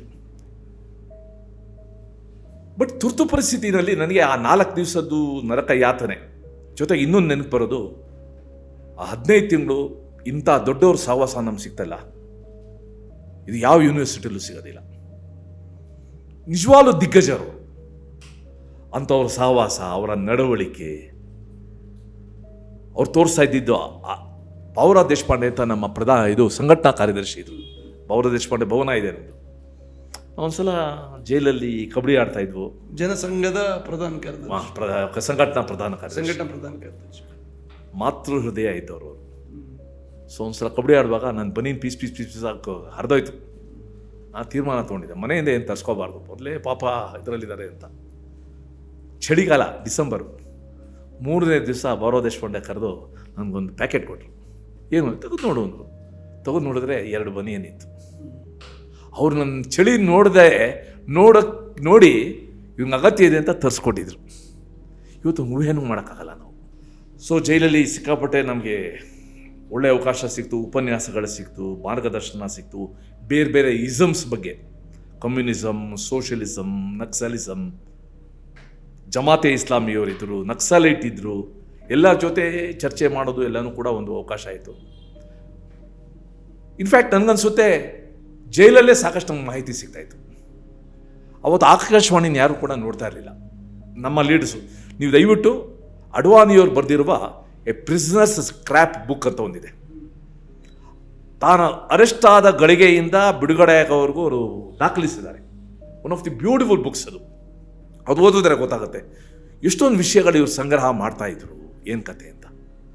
ನಾವು ಕೇಳ್ತಾ ಇದ್ದಿದ್ದಾಗ BBC ಒಂದು, ವಾಯ್ಸ್ ಆಫ್ ಅಮೇರಿಕಾ ಒಂದು. BBC ಮಾರ್ಕ್ ಟ್ಯೂಲಿ ಅಂತ ಒಬ್ಬರಿದ್ರು. ಈ ದೇಶದ ಪುತ್ರಂತರ ಅವ್ರು ಕೆಲಸ ಮಾಡಿದ್ರು. ಅವತ್ತು ಎಮರ್ಜೆನ್ಸಿಲಿ ನಿಜವಾದ ಸತ್ಯಾಂಶನ ನಮಗೆ ತಿಳಿಸ್ತಾ ಇದ್ರು. ಆಮ್ನೆಸ್ಟಿ ಇಂಟರ್ನ್ಯಾಷನಲ್ಗೆಲ್ಲ ಹೋಗಿತ್ತು ನಮ್ಮ ಸಬ್ಜೆಕ್ಟ್ಸ್ ಎಲ್ಲ. ಇನ್ ದಿ ಮಿಂಟೆ ಇವ್ರು ಯಾರನ್ನ ಹಿಡಿಲೇಬೇಕು ಅಂತ ಒಂದಷ್ಟು ಮಾಡಿ ಚಿತ್ರಹಿಂಸೆಗಳು ಕೊಟ್ಟರು. 2 ನಾನು ಕೊಡಬೇಕು ಅಂತಂದರೆ, ನಮ್ಮ BV ಶೇಷ ಅಂತ, ಈಗ DVG ರೋಡಲ್ಲಿ ನಮ್ಮದು ಒಂದು ಅಬಲಾಶ್ರಮ ಅಂತ ಇದೆ, ಅದನ್ನು ನೋಡ್ಕೊಳ್ತಾರೆ. ಇನ್ನೊಬ್ಬರು KN ಕೃಷ್ಣಮೂರ್ತಿ ಅಂತ RV ಕಾಲೇಜಲ್ಲಿ ಮ್ಯಾಥಮೆಟಿಕ್ಸ್ ಲೆಕ್ಚರರ್ ಆಗಿದ್ರು, ನನ್ನ ಶಾಖಾ ಕಾರ್ಯವಾಗಿದ್ರು. ಅವರಿಬ್ಬರನ್ನು ಹಿಡ್ಕೊಂಡೋಗಿ ಬೆತ್ತಲೆ ಮಾಡಿ ಕೈಕಾಲು ಕಟ್ಟಾಕಿ ಅವ್ರ ಮೇಲೆ ಕಂಬಳಿ ಹುಳು ಹಾಕ್ಬಿಟ್ಟಿದ್ರು. ಯಾವ ರೀತಿ ಒದ್ದಾಡಿರ್ಬೋದು ಲೆಕ್ಕ ಹಾಕಿ, ಯಾವ ರೀತಿ ಒದ್ದಾಡ. ಬೆಂಗಳೂರು ಮತ್ತು ದಕ್ಷಿಣ ಕನ್ನಡ 2 ಕಡೆ ಪೊಲೀಸ್ ಅಟ್ರಾಸಿಟೀಸ್, ವಿಶೇಷವಾಗಿ ಕಲ್ಲಡ್ಕದಲ್ಲಿ ಆ ಇಸ್ಮೇಲ್ ಅನ್ನೋರ್ದು ಯಾರ್ದೋ ಒಬ್ರದ್ದು ಮರ್ಡರ್ ಆದಾಗ ಪೊಲೀಸವ್ರು ತೋರಿಸಿರುವ ದೌರ್ಜನ್ಯ, ಎಷ್ಟೋ ಜನ ದೌರ್ಜನ್ಯ ತಡ್ಕೊಳಕ್ಕಾಗದೆ ಓಡೋಗಕ್ಕೆ ಹೋಗಿ ಬಾವಿಗೆ ಬಿದ್ದು ಅಂಗವಿಕಲರಾಗಿರೋದು ಕೂಡ ನನಗೆ ಗೊತ್ತಿದೆ. ಈ ದೇಶದಲ್ಲಿ ಇನ್ನೊಬ್ಬ ವ್ಯಕ್ತಿನ ತುಂಬ ಹುಡುಕ್ತಾ ಇದ್ದಿದ್ದು ಅಂದರೆ ಜಾರ್ಜ್ ಫರ್ನಾಂಡಿಸ್. ಭಾಳ ಕೋಪ ಆಯ್ತು ಅವರಿಗೆ, ಎಲ್ಲೂ ಸಿಗ್ತಾ ಇರಲಿಲ್ಲ. ಮೊದಲು ಅವ್ರ ತಮ್ಮ ಮೈಕೆಲ್ ಫರ್ನಾಂಡಿಸ್ ಅಂತ ITIಯಲ್ಲಿ ಟ್ರೇಡ್ ಯೂನಿಯನ್ ಲೀಡರ್ ಆಗಿದ್ದರು, ಅವರೇ ಹಿಡ್ಕೊಂಬಂದರು. ಸ್ನೇಹಲತಾ ರೆಡ್ಡಿನ ಹಿಡ್ಕೊಂಬಂದರು. ಕೊನೆಗೆ ಲಾರೆನ್ಸ್ ಫರ್ನಾಂಡಿಸ್ ಅಂತ, ಜಾರ್ಜ್ ಫರ್ನಾಂಡಿಸ್ ಇನ್ನೊಂದು ತಬ್ಬ, ಅವ್ರನ್ನ ಅರೆಸ್ಟ್ ಮಾಡಿದ್ದು ಗೊತ್ತಾಯ್ತು ನಮಗೆ. 15 ದಿವಸ ಎಲ್ಲಿದ್ದಾರೆ ಗೊತ್ತಿಲ್ಲ. ತೀರ್ಥಯಾತ್ರೆಗೆ ಕರ್ಕೊಂಡು ಹೋದಂಗೆ ರಾಜ್ಯದ ಬೇರೆ ಬೇರೆ ಪೊಲೀಸ್ ಸ್ಟೇಷನ್ ಕರ್ಕೊಂಡೋಗಿ ಅವ್ರನ್ನ ಟಾರ್ಚರ್ ಮಾಡಿದ್ರು. ಅಂದ್ರೆ ಅವರ ವೈಯಕ್ತಿಕ ಹಗೆಗಳನ್ನು ತೀರಿಸಿಕೊಳ್ಳಲಿಕ್ಕೆ ಪ್ರಾರಂಭ ಮಾಡಿದ್ರು. ಖಂಡಿತ ಪೊಲಿಟಿಕಲ್ ವೆಂಡೇಟ ಅಂತ ಪೊಲೀಸನ್ನು ಉಪಯೋಗಿಸಿ ಮಾಡಿದ್ರು. ಆ ಪೊಲೀಸವರು ಕೂಡ ಇದೇ ಒಂದು ಅವಕಾಶ ಅಂತ ಯಾರನ್ನೋ ಪ್ರೀತಿಸ್ಬೇಕಾಯ್ತು, ಯಾರ್ದೋ ಪ್ರೀತಿ ಗಳಿಸ್ಬೇಕಾಯ್ತಲ್ಲ. ಕೊನೆಗೆ ಲಾರೆನ್ಸ್ ಫರ್ನಾಂಡಿಸ್ ಸತ್ತೋದ್ರು ಅಂತ ಅನ್ನಿಸ್ತವ್ರಿಗೆ. ಅವ್ರನ್ನ ತೊಗೊಂಡೋಗಿ ರೈಲ್ವೆ ಟ್ರ್ಯಾಕ್ ಮೇಲೆ ಹಾಕೋದು. ಯಾವನೋ ಒಬ್ಬ ಹೃದಯವಂತ ಪೊಲೀಸು ಅವ್ರ ಬಾಡಿ ಮೇಲೆ ಸ್ವಲ್ಪ ಚಲನವಲನ ಇದ್ದಿದ್ದಕ್ಕೋಸ್ಕರ ಬದುಕಿದ್ದಾರೆ ಅಂದ್ಬಿಟ್ಟು ಕರ್ಕೊಂಬಂದರು. ಸೀದಾ ನಮ್ಮ ಸೆಂಟ್ರಲ್ ಜೈಲಿಗೆ ಕರ್ಕೊಂಬಂದರು. ನಮ್ಗೆ ಗೊತ್ತಾಯ್ತು, ಎಲ್ಲ ಓಡೋದ್ವು ನಾವು. ಒಂದು ಕ್ವಾರಂಟೈನ್ ಅಂತ ಇದೆ ಅಲ್ಲಿ, ಅಂದರೆ ಐಸೋಲೇಟೆಡ್ ಕೇಸ್ನ ಒಬ್ಬೊಬ್ಬರನ್ನೇ ಇಡ್ತಾರೆ. ಅಲ್ಲೆಲ್ಲೋ ಕೊನೆ ರೂಮ್ ಹಾಕ್ಬಿಡೆ ನಾವು ಕೂಗ್ತಾ ಇದ್ದೀವಿ, ಲಾರೆನ್ಸ್ ಅಂತ. ಒಳಗಡೆಯಿಂದ ಕ್ಷೀಣ ಧ್ವನಿ. ಅವರು ಆಮೇಲೆ ಲಾರೆನ್ಸ್ ಫರ್ನಾಂಡಿಸು ನಮಗೆ ಮೇಯರ್ ಆದರು ಬೆಂಗಳೂರಿನಲ್ಲಿ, ನಾನು ಕಾರ್ಪೊರೇಟರ್ ಆಗಿದ್ದಾಗ. ಜೀವನ ಇಡೀ ಕಾಲು ಸ್ವಾಧೀನಕ್ಕೆ ಬರಲಿಲ್ಲ, ಕುಂಡ್ಕೊಂಡೇ ಓಡಾಡಿದ್ರು, ಒಂದು ರೀತಿ ಅಂಗವಿಕಲರಾದರು. ಈ ರೀತಿ ನಾವೆಲ್ಲ ಕೂಡ ನೋಡ್ಬಿಟ್ರು ನಾವು. ಆದರೆ ತುರ್ತು ಪರಿಸ್ಥಿತಿ ಮಾಧ್ಯಮಕ್ಕೆ ಸ್ವಾತಂತ್ರ್ಯ ಇಲ್ಲದೆ ಇರುವಾಗ, ಎಲ್ಲ ರಾಜಕೀಯ ನಾಯಕರು ಒಳಗಡೆ ಇದ್ದಾಗಲೂ ಕೂಡ ಜನರ ಮಧ್ಯೆ ಜಾಗೃತಿ ಉಂಟು ಮಾಡೋದರಲ್ಲಿ ರಾಜಕೀಯ ಪಕ್ಷದ ಕಾರ್ಯಕರ್ತರು, ಅದರಲ್ಲೂ ವಿಶೇಷವಾಗಿ ರಾಷ್ಟ್ರೀಯ ಸ್ವಯಂ ಸೇವಕ ಸಂಘದ ಸ್ವಯಂ ಸೇವಕರು ಅವತ್ತು ಅವರ ಪಾತ್ರ ನಾವೆಲ್ಲರೂ ಕೂಡ ಇವತ್ತು ಹೆಮ್ಮೆಯಿಂದ ಸ್ಮರಿಸ್ಕೊಳ್ಬೇಕು. ಸಾಮಾನ್ಯ ಕಾರ್ಯಕರ್ತ. ಒಟ್ಟು ಎಷ್ಟು ಜನ ಅರೆಸ್ಟ್ ಆಗಿರ್ಬೋದು ಸರ್ ಆ ಕಾಲಘಟ್ಟ? ಸರ್, ದೇಶದಲ್ಲಿ ಸುಮಾರು 1,60,000ಕ್ಕೂ ಹೆಚ್ಚು ಜನ ಮೀಸಾ ಮತ್ತೆ DIR ಅಲ್ಲಿ ಅರೆಸ್ಟ್ ಆದರು. ನಮ್ಮ ರಾಜ್ಯದಲ್ಲೇ DIR-ನಲ್ಲಿ ಸುಮಾರು 25,000-30,000ಕ್ಕೂ ಹೆಚ್ಚು ಜನ ಅರೆಸ್ಟ್ ಆದರು. ಮೀಸಾದಲ್ಲಿ ನಮ್ಮ ರಾಜ್ಯದಲ್ಲಿ ಸುಮಾರು 350ಕ್ಕೂ ಹೆಚ್ಚು ಜನ ಅರೆಸ್ಟ್ ಆದರು. ಸೊ ಇದರಲ್ಲಿ ಬಹುತೇಕರು ರಾಷ್ಟ್ರೀಯ ಸ್ವಯಂ ಸೇವಕ ಸಂಘ, ಜನಸಂಘ, AVVP, ನಮ್ಮ ಪರಿವಾರ ಸಂಘಟನೆ. ಪರಿವಾರ. ಇನ್ಫ್ಯಾಕ್ಟ್ ಇದು ಈ ಸಂದರ್ಭ ಒಂದು ಹೇಳ್ತೀನಿ. ನಮ್ಮ ಕ್ರೂ ಸೂರ್ಯನಾರಾಯಣ ರಾವ್ ಅಂತ ನಮ್ಮ ಜ್ಯೇಷ್ಠ ಪ್ರಚಾರಕರು, ನರಹರಿಯವರ ಅಣ್ಣ, ನಾವೆಲ್ಲ ಸೂರು ಅಂತ ಕರಿತಾ ಇದ್ವು. ತಮಿಳುನಾಡಲ್ಲಿ ಸಂಘವನ್ನು ಕಟ್ಟಿದವರು, ವಿಶೇಷವಾಗಿ ಮೀನಾಕ್ಷಿಪುರಂ ದುರಂತ ಎಲ್ಲ ಆದಾಗ ತುರ್ತು ಪರಿಸ್ಥಿತಿ ಸಮಯದಲ್ಲಿ ಅವರು ಕಾಮರಾಜ್ ನಾಡರ್ನ ಹೋಗಿ ಭೇಟಿ ಮಾಡೋರು. ಕಾಮರಾಜ್ ನಾಡರು ಈ ದೇಶದಲ್ಲಿ ಬಹಳ ದೊಡ್ಡ ಹೆಸರು, ಕಾಂಗ್ರೆಸ್ಸಿನ ಅಧ್ಯಕ್ಷರಾಗಿದ್ದವರು, ತಮಿಳುನಾಡಿನ ಅತ್ಯುತ್ತಮ ಮುಖ್ಯಮಂತ್ರಿ ಆಗಿದ್ದರು, ಅತ್ಯಂತ ಪ್ರಾಮಾಣಿಕ ವ್ಯಕ್ತಿ, ಸಿಂಪಲ್ ಲಿವಿಂಗ್, ಹೈ ಥಿಂಕಿಂಗ್ ಅಂತ ಏನು ಹೇಳ್ತೀವಿ ಅದಕ್ಕೆ ತದ್ರೂಪ. ಅವ್ರು ಹೋಗಿ ಸೂರು ಅವ್ರು ಕೇಳಿದ್ರು, ಹೀಗೆ ತುರ್ತು ಪರಿಸ್ಥಿತಿ ಬಂದಿದೆ, ಅದ್ರ ವಿರುದ್ಧ ಸತ್ಯಾಗ್ರಹ ಮಾಡಬೇಕು, ನೀವು ನಮ್ಗೆ ಸಹಕಾರ ಕೊಡಬೇಕು ಅಂತ. ಆಗ ಕಾಮರಾಜ್ ನಾಡರ್ ಹೇಳಿದ ಮಾತು 100% ಸತ್ಯ, ನಾವೆಲ್ಲ ಹೋರಾಟ ಮಾಡಬೇಕು. ಆದರೆ ಏನಾಗಿದೆ, ನಾನಿರೋ ರಾಜಕೀಯ ಪಕ್ಷದಲ್ಲಿ ಕಾರ್ಯಕರ್ತರು ಚುನಾವಣಾ ರಾಜಕೀಯ ಬಿಟ್ಟರೆ ಬೇರೆ ಗೊತ್ತಿಲ್ಲ ಅವ್ರಿಗೆ, ಹೋರಾಟ ಮರ್ತು ಬಿಟ್ಟಿದ್ದಾರೆ, B-Farm ಒಂದೇ ಅವ್ರಿಗೆ ಕಾಣೋದು. ಸೊ ನಮ್ಮಿಂದ ಸತ್ಯಾಗ್ರಹಕ್ಕೆ ಕಾರ್ಯಕರ್ತರು ಒದಗಿಸೋದು ಕಷ್ಟ ಅಂತ ಭಾಳ ಪ್ರಾಂಜಲ ಮನಸ್ಸಿಂದ ಹೇಳಿದರು. ಇದನ್ನೆಲ್ಲ ನೋಡಿದಾಗ ಸಂಘದ ಸಾಮಾನ್ಯ ಸ್ವಯಂ ಸೇವಕ ಯಾವ ರೀತಿ ಹೋರಾಟ ಕೇಳಿದ, ಮನೆ ಮತ ಬಿಟ್ಟು ಒಂದು ರೀತಿ ಆ ಕುಟುಂಬಕ್ಕೆ ಕಷ್ಟ ಬರೆದು ಕೂಡ ಕೇರ್ ಮಾಡ್ದೇನೆ ಭೂಗತರಾಗಿ ಓಡಾಡಿ ಸಿಕ್ಕಾಕೊಂಡಾಗಿ ಏಡು ತಿಂದು ಬಹಳ ಒಂದು ಆ ಭುಗಿಲು. ಇವಾಗ 2ನೇ ಆವೃತ್ತಿ ಏನು ಬರ್ತಾ ಇದೆ 25ನೇ ತಾರೀಕು. ಇಡೀ ದೇಶದಲ್ಲಿ ಭುಗಿಲು ಅಂತ ಪುಸ್ತಕಗಳು ಭಾಳ ಕಡಿಮೆ. ಕರ್ನಾಟಕದಲ್ಲಿ ತುರ್ತು ಪರಿಸ್ಥಿತಿ ವಿರುದ್ಧ ಯಾವ ರೀತಿ ಹೋರಾಟ ಆಯಿತು, ಏನೇನು ರೀತಿ ಹೋರಾಟ ಆಯಿತು, ಯಾವ ರೀತಿ ಸತ್ಯಾಗ್ರಹ ಆಯಿತು, ಅದೊಂದು ಕಂಪೆಂಡಿಯಮ್, ಅದು ಡಾಕ್ಯುಮೆಂಟ್ ಅದು. ಸೊ ಅದರಲ್ಲಿ ಭಾಳಷ್ಟು ವಿವರ ಗೊತ್ತಾಗುತ್ತೆ, ಯಾವ್ಯಾವ ಜಿಲ್ಲೆಯಲ್ಲಿ ಯಾರ್ಯಾರು ಅರೆಸ್ಟ್ ಆದವ್ರ ಪಟ್ಟಿ, ಯಾವುದಕ್ಕೆ ಅರೆಸ್ಟ್ ಆದರು ಎಲ್ಲನೂ ಕೂಡ ಇದೆ. ಸೊ ನಮ್ಮ ಅಂಡರ್ಗ್ರೌಂಡು ಲಿಟ್ರೇಚರು ಪ್ರಭಾವ ಮತ್ತು ಸಂಘದಲ್ಲಿ ಒಂದು ವ್ಯಕ್ತಿ ಸಂಪರ್ಕ ಜಾಸ್ತಿ, ಅಲ್ಲಿ ವ್ಯಕ್ತಿ ಸಂಪರ್ಕ, ಕುಟುಂಬ ಸಂಪರ್ಕ. ಅದರಿಂದ ನಾವೇನು ಭುಗಿಲು ಅಂತ ಇಟ್ಟಿದ್ದೀವಿ ಹೆಸರು. ಜನರಲ್ಲಿ ಆ ಕಿಚ್ಚು ಭುಗಿಲಾಗಿ ಉಳಿಯೋದಕ್ಕೆ ಅದು ಸಹಾಯ ಆಯಿತು. ಆ ಭುಗಿಲು ವ್ಯಕ್ತ ಆಗಿದ್ದು, ಎಲ್ಲರಿಗೂ ಗೋಚರಿಸಿದ್ದು 1977 ಮಾರ್ಚಲ್ಲಿ. ಇಂದಿರಾ ಗಾಂಧಿ ಅವ್ರಿಗೆ ಇಂಟೆಲಿಜೆನ್ಸ್ ರಿಪೋರ್ಟ್ ಹೇಳಿತು. ಅವ್ರೇನು ಮಾಡಿದ್ರು, ಅಮೆಂಡ್ಮೆಂಟ್ ತಂದು 5 ವರ್ಷ ಇದ್ದ ಸಂಸತ್ ಜೀವನವನ್ನು ಅವಧಿನ 6 ವರ್ಷ ಮಾಡೋದು. ಅಸೆಂಬ್ಲಿ 5 ವರ್ಷ ಇದ್ದಿದ್ದು 6 ವರ್ಷ ಮಾಡೋದು. ಇನ್ನೂ ಮಾಡ್ತಾ ಇದ್ರು ಏನೋ, 7 ವರ್ಷ ಮಾಡ್ತಾ ಇದ್ರು ಏನೋ. ಇಂಟೆಲಿಜೆನ್ಸ್ ಅವ್ರು ಹೇಳಿದ್ರು, ಎಲೆಕ್ಷನ್ ಮಾಡಿಬಿಡಿ, ನೀವು ರಾಜಕೀಯ ನಾಯಕರೆಲ್ಲ ಜೈಲಲ್ಲಿದ್ದಾರೆ, ಅವ್ರ ಬಗ್ಗೆ ಆಚೆ ಮರ್ತೇನೇ ಬಿಟ್ಟಿದ್ದಾರೆ, ಅವ್ರು ಬದುಕಿದವರೆಲ್ಲೋ ಗೊತ್ತಾಗ್ತಾ ಇಲ್ಲ. ದೇವಕಾಂತ ಬರುವ ಅಂತ ಕಾಂಗ್ರೆಸ್ ಅಧ್ಯಕ್ಷರಾಗಿದ್ರು, ಅವ್ರು ಹೇಳಿದ್ರು Indira is India, India is Indira ಅಂತ. ಸೊ ಇಂಟೆಲಿಜೆನ್ಸ್ ರಿಪೋರ್ಟ್ ಬಂತು, ರಾಜಕೀಯ ನಾಯಕರೆಲ್ಲ ಜೈಲು ಒಳಗಡೆ ಇದ್ದಾರೆ, ನಿಮ್ಮ ಹೆಸರು ಮಾತ್ರ ಗೊತ್ತಿರೋದು, ಚುನಾವಣೆ ಮಾಡೋಕ್ಕೆ right time, you will come back with thumping majority ಅಂತ ಕೊಟ್ಟರು. ನನಗೆ ಇಂಟೆಲಿಜೆನ್ಸ್ ರಿಪೋರ್ಟ್ಗಳು ಯಾವಾಗ ಹೇಗಾಗಿದೆ ಅಂತ ನನ್ನ ಜೀವನದಲ್ಲೇ ನೋಡಿದ್ದೀನಿ.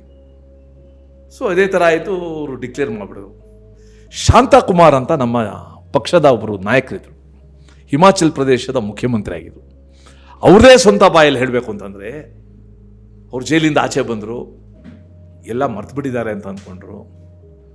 ನೋಡಿದ್ರೆ ಅವ್ರನ್ನ ಸ್ವಾಗತ ಮಾಡೋಕ್ಕೆ 1000 ಜನ ಸೇರಿಬಿಟ್ಟಿದ್ದಾರೆ, 100 ಜನ ಸೇರಿಬಿಟ್ಟಿದ್ದಾರೆ. ಇವ್ರು ರಾಷ್ಟ್ರ ಆಯ್ತು, ಜನ ನಾಪಾಟಿದ್ದಾರೆ ಅಂತ ಅನ್ನಿಸ್ದವ್ರಿಗೆ. 3 ದಿವಸ ಆದಮೇಲೆ ನಮ್ಮ ಕಾರ್ಯಕರ್ತರು ಹೋಗ್ಬಿಟ್ಟು, ಒಂದು ಪಬ್ಲಿಕ್ ಮೀಟಿಂಗ್ ಮಾಡೋಣ ನಾವು. ಯಾರಪ್ಪ ಬರ್ತಾರೆ ಜನ ಅಂದರು. ಶಾಂತಕುಮಾರು, ಸರ್ ಬರ್ತಾರೆ, ನಾವು ಮಾಡ್ತೀವಿ ಅಂದರು. ಸಂಜೆ ಸಿಮ್ಲಾನಲ್ಲಿ 10,000 ಜನ ಸೇರಿಬಿಟ್ರು. ಇವಾಗ ಅದು ಇನ್ನೊಂದು ಆಶ್ಚರ್ಯ ಅವ್ರಿಗೆ. ಸರ್ ಸ್ವಲ್ಪ ಚುನಾವಣೆಗೆ ಹಣ ಸಂಗ್ರಹ ಮಾಡೋಣ, ನಾವು ಯಾರಪ್ಪ ದುಡ್ಡು ಕೊಡ್ತಾರೆ ಟ್ರೈ ಮಾಡೋಣ ಅಂದರು. ಅವರು ಒಂದು ಗೋಣಿ ಚೀಲ ಇಟ್ಕೊಂಡೋದ್ರು. ಗೋಣಿ ಚೀಲ ಇಟ್ಕೊಂಡೋಗಿ ಆ ಕಾಲದಲ್ಲಿ 77 ಮಾರ್ಚ್ ಹಿಮಾಚಲ್ ಪ್ರದೇಶದಲ್ಲಿ ಆ ಪಬ್ಲಿಕ್ ಮೀಟಿಂಗಲ್ಲಿ ಸುಮಾರು 80,000 ರೂಪಾಯಿ ಕಲೆಕ್ಟ್ ಆಗೋಯ್ತು. ಆಗ ಗೊತ್ತಾಯಿತು ಜನರ ಮನಸ್ಸಿನಲ್ಲಿ ಇದು ಹಸಿರಾಗೇ ಇದೆ, ಕಿಚ್ಚು ಉಳಿದಿದೆ, ಅವರು ಸಮಯಕ್ಕೋಸ್ಕರ ಕಾಯ್ತಾ ಇದ್ದಾರೆ ಅಂತ. ಚುನಾವಣೆ ಆಯಿತು. ಕರ್ನಾಟಕ, ಆಂಧ್ರ ಈ ರೀತಿ ರಾಜ್ಯಗಳು ಬಿಟ್ಟರೆ ಉತ್ತರ ಪ್ರದೇಶದಲ್ಲಿ, ಉತ್ತರ ಭಾರತದಲ್ಲಿ ಕಾಂಗ್ರೆಸ್ ನಿರ್ನಾಮ ಆಗ್ಬಿಡ್ತು. ಉತ್ತರ ಪ್ರದೇಶದಲ್ಲಿ, ಇಡೀ ಉತ್ತರ ಪ್ರದೇಶದಲ್ಲಿ ಇದ್ದಿದ್ದ ಸೀಟ್ 80 ಏನೋ, ಕಾಂಗ್ರೆಸ್ ಗಳಿಸಿದ್ದು 0. ಬಿಹಾರದಲ್ಲಿ 0, ಮಧ್ಯಪ್ರದೇಶದಲ್ಲಿ 0, ರಾಜಸ್ಥಾನದಲ್ಲಿ ಮಾತ್ರ 1 ಸೀಟ್ ತೊಗೊಂಡಿತ್ತು. ಸ್ವತಃ ಇಂದಿರಾ ಗಾಂಧಿ ರಾಯ್ಬರೇಲಿ ಸೋತೋದ್ರು, ಸಂಜಯ್ ಗಾಂಧಿ ಅಮೇಥಿನಲ್ಲಿ ಸೋತೋದ್ರು. ಆಗ ತುಗಲಕ್ ಅಂತ ಒಂದು ಮ್ಯಾಗ್ಝಿನು ಚೋರಾಮಸ್ವಾಮಿ ತರ್ತಾ ಇದ್ರು. ಅವ್ರಿಗೊಬ್ರು ಪ್ರಶ್ನೆ ಕೇಳಿದ್ರು, ಅವ್ರಿಗಲ್ಲ, ಖುಷ್ವಂತ್ ಸಿಂಗ್ಗೆ, ಯಾರಿಗೆ ಅಂತ ಗೊತ್ತಿಲ್ಲ. It was Indira was India, India was Indira. Today Indira is not even Raebareli. What do you say ಅಂತ. ಅದಕ್ಕೆ ಅವ್ರು ಹೇಳಿದರು, anti Indira has become anti India ಅಂದಿದ್ರು. Anti Indira has become anti India ಅಂತ. ಸೊ ಭಯಂಕರ ಚುನಾವಣೆ. ನನಗಿನ್ನೂ ಕೂಡ ಫಸ್ಟ್ ಡೇ ಅವತ್ತು 77 Bangalore south counting station, counting hall ನನಗಿನ್ನೂ ಕೂಡ ಜ್ಞಾಪಕ ಇದೆ. KS ಹೆಗ್ಡೆ ಗೆದ್ದುಬಿಟ್ರು ಅವರು. ಅವತ್ತು ಯಾರನ್ನ ಸೋಲ್ಸಿದ್ರು ನಾವು? ಕೆಂಗಲ್ ಹನುಮಂತೆಯನ್ನು ಸೋಲ್ಸಿದ್ರು. ಕೆಂಗಲ್ ಹನುಮಂತೆ ಅದು ಭಾಳ ದೊಡ್ಡ ವ್ಯಕ್ತಿತ್ವ. ಅವತ್ತು ಆಚೆ ಬಂದಾಗ ನರಸಿಂಹರಾಜ ಸ್ಕ್ವೇರಲ್ಲಿ ಕಾರ್ಪೊರೇಷನ್ ಮುಂದೆ ಆ ಜನದ ಉದ್ಗಾರ, ಜನಸಾಗರ ನನ್ನ ಜೀವನದಲ್ಲಿ ನಾನು ಮರೆಯೋದಿಲ್ಲ ನಾನು. ಸೊ ಆ ಥರ ಇಡೀ ದೇಶದಲ್ಲಾಯಿತು. ಮೊರಾರ್ಜಿ ದೇಸಾಯಿ ಸರ್ಕಾರ ಬಂತು, ವಾಜಪೇಯಿ ಅವರು ಎಕ್ಸ್ ಮಿನಿಸ್ಟರ್ ಆದರು, ಅಡ್ವಾಣಿಯವರು I&B ಮಿನಿಸ್ಟರ್ ಆದರು, ಮಧು ದಂಡವತೆ ರೈಲ್ವೆ ಮಿನಿಸ್ಟರ್ ಆದರು, ಜಾರ್ಜ್ ಫರ್ನಾಂಡಿಸ್ ಇಂಡಸ್ಟ್ರಿ ಮಿನಿಸ್ಟರ್ ಆದರು. ಕೋಕಾ ಕೋಲಾನೇ ಓಡಿಸ್ಬಿಟ್ರು. ಅಷ್ಟು ಕೋಪ ಆಯ್ತು ಅವ್ರಿಗೆ ಆ ಮಲ್ಟಿನ್ಯಾಷನಲ್ ಕಂಪ್ನಿ ಬಗ್ಗೆ. ಮಾಡಿದ ಒಂದು ಒಳ್ಳೆ ಕೆಲಸ ಅಂದರೆ ಮೊರಾರ್ಜಿ ದೇಸಾಯಿ ಸರ್ಕಾರ ಈ ಅಪಸವ್ಯಗಳೇನಾಗಿತ್ತು ಸಂವಿಧಾನದ್ದು, ಸಂವಿಧಾನದ ಮೇಲೆ ಅಪಚಾರಗಳಾಗಿತ್ತು.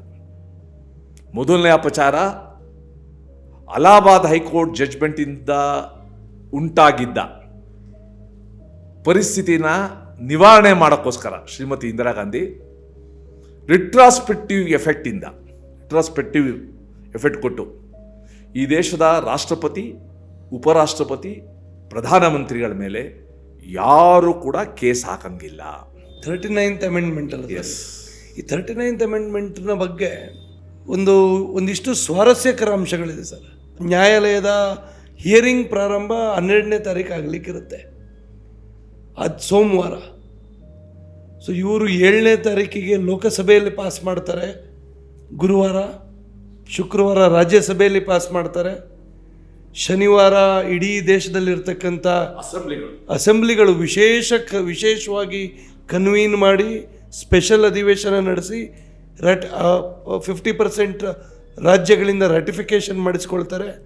ಆದಿತ್ಯವಾರ ರಾಷ್ಟ್ರಪತಿಗಳ ಭವನ ಬಂದಿದ್ದರೂ ಕೂಡ ಅವರು ಅಲ್ಲಿಂದ ಅಧಿನಿಯಮ ಹೊರಡಿಸ್ತಾರೆ. 11ನೇ ತಾರೀಕಿಗೆ ನ್ಯಾಯಾಲಯದಲ್ಲಿ ಈ ವಿಚಾರಣೆ ಬಂದಾಗ ಈ ರೀತಿಯ ಮಾಡಲಿಕ್ಕೆ ಅವಕಾಶ ಇಲ್ಲ ಅನ್ನುವಂಥ ರೀತಿಯಲ್ಲಿ ಹೇಳ್ತಾರೆ. ಅಂದರೆ ಈಗ ಸಂವಿಧಾನದ ಕುರಿತು ಅಲ್ಲ, ಸಂವಿಧಾನ ಅವತ್ತು, ಇವಾಗ ನಾನು ಭಾಳ ಹೇಳ್ತೇನೆ, ನಮಗೆಲ್ಲ ಸಂವಿಧಾನ ಅದು ಬಾಬಾ ಸಾಹೇಬ್ ಅಂಬೇಡ್ಕರ್ ಕೊಟ್ಟ ಸಂವಿಧಾನ, ಅವರು ಸಂವಿಧಾನ ಶಿಲ್ಪಿಯಾಗಿ ಕೊಟ್ಟರು. ಇವ್ರಿಗೆಲ್ಲ ಸಂವಿಧಾನ ಅದು.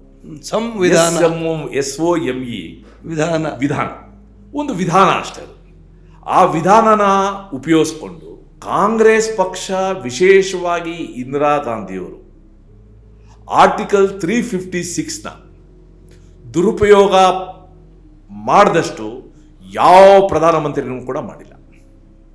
ಇದು ಮೊದಲನೇ ಪ್ರಯೋಗ ಆಗಿದ್ದು ಕೇರಳದಲ್ಲಿ.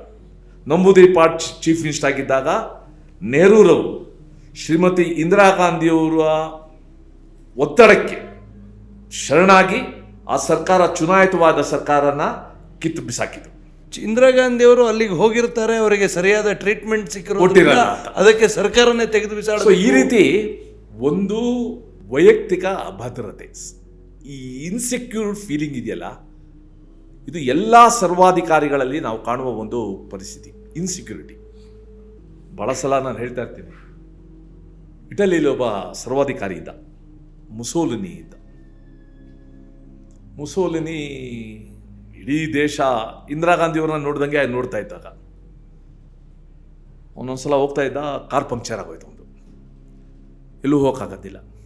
ಸೊ ಆ ಪಕ್ಕದಲ್ಲೇ ಒಂದು ಥಿಯೇಟ್ರ್ ಇತ್ತು, ಹೋಗಿ ಒಂದು ಸಿನಿಮಾ ಕೂತ್ಕೊಂಡ, ಬೆತ್ತು ಹೋಗಿ ಕೂತ್ಕೊಂಡ ಅವನು. ತುಂಬ ಬಿಟ್ಟಿತ್ತು ಥಿಯೇಟ್ರು. ಫಿಲ್ಮ್ ಸ್ಟಾರ್ಟ್ ಹಾಕಿದ ಮುಂಚೆ ಮುಸೋಲಿನಿ ಫೋಟೋ ಬಂತು, ಎಲ್ಲ ಎದ್ದು ನಿಂತ್ಕೊಂಡು ಸಲ್ಯೂಟ್ ಹೊಡೆದು, ನಮ್ಮ ದೇಶದ ನಾಯಕ ಅಂತ. ಇವನು ಖುಷಿಯೋ ಖುಷಿ, ಇವನಿಗೆ ಇವನು ಎದ್ಲಿಲ್ಲ. ಅವ್ನು ಮ್ಯಾನೇಜರ್ ಬಂದು ಎದ್ದಿತ್ಕೊಳ್ಳಿ ನಮ್ಮ ದೇಶದ ನಾಯಕ ಅಂತ. ನಿಮ್ಮ ದೇಶದ ನಾಯಕ ಆದರೆ ನನಗೇನು ಅಂತ ಇವನು ಹೇಳ್ದ, ಯಾರು ಮುಸೋಲಿನಿ. ಸರ್ ನೋಡಿ, ನೀವು ಒಳ್ಳೇದಕ್ಕೆ ಹೇಳ್ತೀನಿ, ದಯವಿಟ್ಟು ಬೇಡ ನಿಂತ್ಕೊಳ್ಳಿಂದ. ನಿಂತ್ಕೊಳ್ಳಲ್ಲ, ಏನೇ ಮಾಡ್ತೀಯಾ ಹೀಗೆ ಯಾರು ಉಂಟು. ಕೊನೆಗೆ ಸರ್ ನಿಜ ಹೇಳ್ದ, ಆ ರ್ಯಾಸ್ಕಲ್ ಕಂಡ್ರೆ ನಮ್ಗೆ ಯಾರಿಗೂ ಆಗಲ್ಲ, ಸುಮ್ಮನೆ ಯಾಕೆ ನಿಂತ್ಕೊಳ್ಳಿ ಅಂತಂದ. ಇದು ಶ್ರೀಮತಿ ಇಂದಿರಾ ಗಾಂಧಿಯವರ ಒಟ್ಟು ರಾಜಕೀಯದಲ್ಲಿ ಇದು ರಿಫ್ಲೆಕ್ಟ್ ಆಗ್ತದೆ. ಇಲ್ಲದೇ ಅವ್ರ ಕ್ಯಾಬಿನೆಟಲ್ಲಿ ಮಿನಿಸ್ಟರ್ ಆಗಿ ನೀವು ಹೇಳ್ದಂಗೆ ಎಮರ್ಜೆನ್ಸಿ ಪ್ರಾವಿಷನ್ನ ಮೂವ್ ಮಾಡಿದ ಜಗಜೀವನ್ ರಾಮ್ ಚುನಾವಣಾ ಘೋಷಣೆ ಆದ ಮಾರನೇ ದಿವಸ 77ನಲ್ಲಿ ಕಾಂಗ್ರೆಸ್ಗೆ ರಾಜೀನಾಮೆ ಕೊಟ್ಟು ಆಚೆ ಬಂದು ಕಾಂಗ್ರೆಸ್ ಫಾರ್ ಡೆಮಾಕ್ರಸಿ CFD ಅಂತ ಒಂದು ಪಾರ್ಟಿ ಶುರು ಮಾಡಿ ನಮ್ಮ ಜನತಾ ಪಾರ್ಟಿ ಏನಾಯಿತು ಅದ್ರ ಜೊತೆ ಅಲೈನ್ ಆಗಿ ಗೆದ್ದು ಮಿನಿಸ್ಟರ್ ಆಗಿ ಮುಂದೆ ಇನ್ನೇನು ಪ್ರಧಾನಮಂತ್ರಿ ಆಗ್ಬಿಡ್ತಾಯಿದ್ರು, ಉಪಪ್ರಧಾನಿಗಳಾಗಿ ಪ್ರಧಾನಮಂತ್ರಿಗಳಾಗ್ತಾಯಿದ್ರು. ಸೊ ಈ ಹಿನ್ನೆಲೆಯಲ್ಲಿ ಆ ರೀತಿ ಅಮೆಂಡ್ಮೆಂಟ್ ತಂದಿದ್ದದು. ಎರಡನೇದು ಸಂಸತ್ತಿನ ಆಯಸ್ಸನ್ನು ಅವರು ಜಾಸ್ತಿ ಮಾಡಿದ್ದು, ಇದ್ಯಾವುದು ಕೂಡ ಕ್ವಶನ್ ಮಾಡೋಂಗಿಲ್ಲ ಅಂತ ಮಾಡಿದ್ದು, ಇವೆಲ್ಲ ಅಪಸವ್ಯಗಳು. ಈ ಅಪಸವ್ಯಗಳಿಗೆ ಜನತಾ ಪಾರ್ಟಿ ಸರ್ಕಾರ ಬಂದ ಮೇಲೆ ಸರಿಯಾದ ಒಂದು ತಿದ್ದುಪಡಿಗಳನ್ನ ತಂದು, Shanti Bhushan was the law minister, ಅವರು ತಂದು ಅದಕ್ಕೆ ಇನ್ನು ಯಾರು ಕೂಡ ಸಂವಿಧಾನದ ಜೊತೆ ಈ ರೀತಿ ಚೆಲ್ಲಾಟ ಆಡಬಾರ್ದು, ಈ ರೀತಿ ವ್ಯಕ್ತಿಗತ ಹಿತಕ್ಕೋಸ್ಕರ ಸಂವಿಧಾನದ ರಕ್ಷಣೆ ಪಡೆದು ಸಂವಿಧಾನ ದುರುಪಯೋಗ ಮಾಡಿಕೊಳ್ಬಾರ್ದು ಅನ್ನೋ ಸ್ಥಿತಿಗೆ ಇವತ್ತು ತಂದಿದ್ದಾರೆ. ಈ ಒಟ್ಟು 3 ಅಮೆಂಡ್ಮೆಂಟ್ಗಳು ಸರ್, ಈ ಎಮರ್ಜೆನ್ಸಿ ಡಿಕ್ಲೇರ್ ಆದ ನಂತರ 38, 39, 42 ಈ 3 ಅಮೆಂಡ್ಮೆಂಟ್ಗಳು ಏನು ಸಂವಿಧಾನದಲ್ಲಿ ಇಂದಿರಾ ಗಾಂಧಿಯವರು ಎಮರ್ಜೆನ್ಸಿಯ ಸಂದರ್ಭದಲ್ಲಿ ಮಾಡಿದರು, ಇದು ಸಂವಿಧಾನವನ್ನೇ ಬದಲಾವಣೆ ಮಾಡಿರುವಂಥದ್ದು. 59ಕ್ಕಿಂತ ಹೆಚ್ಚಿನ ಅನುಚ್ಛೇದಗಳು 42ನೇ ಆರ್ಟಿಕಲ್ 42ನೇ ಅಮೆಂಡ್ಮೆಂಟ್ನ ಸಂದರ್ಭದಲ್ಲಿ ಆಗಿದೆ. ಈ ರೀತಿಯ ಸಂವಿಧಾನದ ಬದಲಾವಣೆ ಮಾಡಿದಂಥ ಕಾಂಗ್ರೆಸ್ ಪಾರ್ಟಿ ಇವತ್ತು ಸಂವಿಧಾನದ ಬದಲಾವಣೆ ಆರೋಪವನ್ನು BJPಯ ಮೇಲೆ ಹೊರಿಸ್ತಾ ಇರುವಂಥದ್ದು. ಇದು ಎಷ್ಟರ ಮಟ್ಟಿಗೆ ಸರ್, ಇದು ಯಾಕೆ ರಿಫ್ಲೆಕ್ಟ್ ಆಗಿ? ಇಂಗ್ಲೀಷಲ್ಲಿ ಒಂದು ಪದ ಇದೆ, ಆಮ್ನೀಸಿಯಾ ಅಂತ, ಮರುವು ಅಂತ. ಅದು ಜಾಣ ಮರುವು ಆಗ್ಬೋದು. Congress is suffering from that amnesia. Congress ಇದುವರೆಗೂ ತುರ್ತು ಪರಿಸ್ಥಿತಿ ಹೇರಿದ್ರ ಬಗ್ಗೆ, ತುರ್ತು ಪರಿಸ್ಥಿತಿಯಲ್ಲೇ ಆದ ಅತಿರೇಕಗಳ ಬಗ್ಗೆ ಒಂದು ಬೇಷರತ್ ಕ್ಷಮೆನ ದೇಶಕ್ಕೆ ಕೇಳಿಲ್ಲ, ಇದುವರೆಗೂ ಕೇಳಲಿಲ್ಲ. ಇನ್ಫ್ಯಾಕ್ಟ್ ಚಿಕ್ಕಮಗಳೂರು ಬೈ ಎಲೆಕ್ಷನ್ನಲ್ಲಿ ನಾನು ಕಾರ್ಯ ಮಾಡಿದ್ದೆ. ಜಾರ್ಜ್ ಫರ್ನಾಂಡಿಸ್ ಅವ್ರ ಜೊತೆ ನಾವೆಲ್ಲರೂ ಕೂಡ ಕೆಲಸ ಮಾಡಿದ್ವಿ. ನಾವು ಇಂದಿರಾ ಗಾಂಧಿ ಕ್ಯಾಂಡಿಡೇಟು, ನಮ್ಮ ಕ್ಯಾಂಡಿಡೇಟು ವೀರೇಂದ್ರ ಪಾಟೀಲ್. ಅಲ್ಲಿ ಕೂಡ ತುರ್ತು ಪರಿಸ್ಥಿತಿ ತರಬಾರ್ದಾಗಿತ್ತು ನಾನು ಅಂತ ಒಂದು ವಿಷಾದದ ಹೇಳಿಕೆ ಕೂಡ ಶ್ರೀಮತಿ ಇಂದಿರಾ ಗಾಂಧಿಯವರಿಂದ ಇಡೀ ಕ್ಯಾಂಪೇನ್ ಟೈಮಲ್ಲಿ ಬರಲಿಲ್ಲ. ಅನ್ಫಾರ್ಚುನೇಟ್ಲಿ ಚಿಕ್ಕಮಗಳೂರು ಜನ ಅವ್ರಿಗೆ ವೋಟ್ ಹಾಕಿದ್ರು ಬೇರೆ ಪ್ರಶ್ನೆ. ಅವಲೇ ಆ ಗಾಯತ್ರಿಯನ್ನು ಯೂತ್ ಇದು ಬಲಿ ಕೂಡ ಆಗಿದ್ದು ಉಜಿರೆನಲ್ಲಿ. ಅವತ್ತು ಅಲ್ಲೇ ಇದ್ದೆ ನಾನು. ಇದು ಬೈ ಎಲೆಕ್ಷನ್ ಅಲ್ಲ ಸರ್?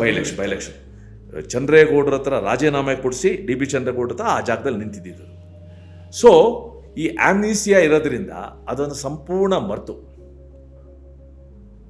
ಇವರು ಬಾಬಾ ಸಾಹೇಬ್ ಅಂಬೇಡ್ಕರ್ಗೆ ಬದುಕಿದ್ದಾಗ ತೀರೋದ್ಮೇಲೆ ಎಷ್ಟು ಅವಮಾನ ಮಾಡಿದ್ದಾರೆ, ಅದರಷ್ಟೇ ಅಥವಾ ಅದಕ್ಕಿಂತ ಹೆಚ್ಚು ಅವಮಾನ ಸಂವಿಧಾನಕ್ಕೆ ಮಾಡಿದ್ದಾರೆ.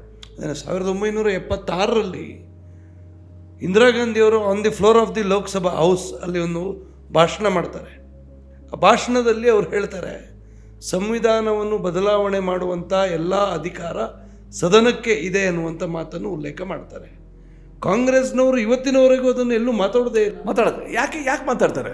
ಅವ್ರಿವಾಗ ಎಲ್ಲ ಇರೋದು ಒಂದೇ ಒಂದು, BJP ಮತ್ತು RSS ಸಂವಿಧಾನ ವಿರೋಧಿ, ಸಂವಿಧಾನ ಬದಲಾವಣೆ ಮಾಡುತ್ತೆ ಅನ್ನೋದನ್ನ ಪ್ರಚಾರ ಮಾಡೋದ್ರಲ್ಲೇ ತೊಡಗಿರುವಾಗ, ಹುಸಿ ಪ್ರಚಾರ ಮಾಡ್ತಾ ಇರುವಾಗ ಇವಾಗ ಒಂದು ಅನ್ಸ್ಬೇಕಾಯ್ತು, ನರೇಂದ್ರ ಮೋದಿಯವರು ಬಂದ ಮೇಲೆ ಸಂವಿಧಾನ ದಿನವನ್ನು ಆಚರಿಸೋಕೆ ಶುರು ಮಾಡಿದ್ವು. ಸಂವಿಧಾನದ ಪ್ರಿಯಾಂಬಲ್ ಬಗ್ಗೆ ಎಲ್ಲ ಕಡೆ ನಾವು ಉಲ್ಲೇಖ ಮಾಡೋಕ್ಕೆ ಶುರು ಮಾಡಿದ್ವು. ಈ ದೇಶದ ಮಹಾನ್ ಗ್ರಂಥ ಸಂವಿಧಾನ ಅಂತ ಮೋದಿಯವರು ಓಪನ್ ಆಗಿ ಹೇಳಿದ್ರು. ಪಾರ್ಲಿಮೆಂಟ್ಗೆ ಪ್ರವೇಶ ಮಾಡೋಕ್ಕಿಂತ ಸಂವಿಧಾನಕ್ಕೆ ನಮನ ಸಲ್ಲಿಸಿ ಹೋದರು ಅವರು. ಅಂಬೇಡ್ಕರ್ ಅವ್ರಿಗೆ ಸಂಬಂಧಪಟ್ಟ ಎಲ್ಲ ಜಾಗಗಳನ್ನ ಸರ್ಕಾರ ತಗೊಂಡು ಅದನ್ನು ಪುಣ್ಯಕ್ಷೇತ್ರ, ತೀರ್ಥಕ್ಷೇತ್ರಗಳನ್ನಾಗಿ ಮಾಡಿದ್ವು. ಇದು ಪಂಚತೆ, ಇದೆಲ್ಲಾನು ಕೂಡ ಜನರು ಗೊತ್ತಿಲ್ಲ ಅಂತ ಇವ್ರು ಅಂದ್ಕೊಂಡು ಇವತ್ತು ಕಾನ್ಸ್ಟಿಟ್ಯೂಷನ್ ಬುಕ್ ಇಟ್ಕೊಂಡು ಓಡಾಡ್ತಾರೆ. ಕೆಂಪು ಕಲರ್ ಇರುವ ಕಾನ್ಸ್ಟಿಟ್ಯೂಷನ್. ಮೊನ್ನೆ ಅದೂ ಆಯಿತು, ಅದ್ರ ಒಳಗಡೆ ಖಾಲಿ ಪೇಪರ್ ಇದೆ ಅಂತ. ಕವರ್ ಮಾತ್ರ ಕಾನ್ಸ್ಟಿಟ್ಯೂಷನ್, ಒಳಗಡೆ ಪೂರ್ತಿ ಖಾಲಿ ಪೇಪರ್ಗಳು. ಸೊ ಇವ್ರದ್ದು ಕೂಡ ಮನ ಖಾಲಿ, ಕೋರಾ ಕಾಗಜ್ ಅಂತ ಹಿಂದಿಲಿದೆ. ಇವ್ರದೆಲ್ಲ ಕೋರಾ ಕಾಗಜ್ ಸ್ಥಿತಿಲಿರೋದ್ರಿಂದ ಇವತ್ತು ತಾವು ಮಾಡಿರುವ ಘನಘೋರ ಅಪರಾಧಗಳು ಅದನ್ನು ಕ್ಷಮೆ ಕೇಳ್ದೇನೆ ಅದನ್ನು ಮುಚ್ಚಿಡೋ ಒಂದು ಪ್ರಯತ್ನದಲ್ಲಿ ಇವತ್ತು ಬೇರೆಯವ್ರ ಮೇಲೆ ಯಾರೋ ಯಾವುದೋ ಕಾರ್ಯಕರ್ತ ಎಲ್ಲೋ ಯಾವುದೋ ಉದ್ವೇಗದಲ್ಲೇ ಮಾತಾಡಿದ್ದನ್ನ ದೊಡ್ಡದಾಗಿ ಮಾಡಿ ಅದನ್ನು BJP ನಿಲುವು, ಅದನ್ನು RSS ನಿಲುವು ಅಂತ ಮಣಿಸೋದ್ರಲ್ಲೇ ಬರೀ ಕಾಂಗ್ರೆಸ್ ಅವರು ಅಂತಲ್ಲ, ಈ ದೇಶದಲ್ಲಿ ಹುಸಿ ಜಾತ್ಯತೀತವಾದಿಗಳಿದ್ದಾರೆ. ಫಸ್ಟು ಪದ ಯೂಸ್ ಮಾಡಿದ್ದು ಅಡ್ವಾಣಿಯವರು, ಸೂಡೋ ಸೆಕ್ಯುಲರಿಸಮ್ ಅಂತ. ಮತ್ತು ಆಸ್ಥಾನ ಕಲಾವಿದ ಬುದ್ಧಿಜೀವಿಗಳಿದ್ದಾರೆ.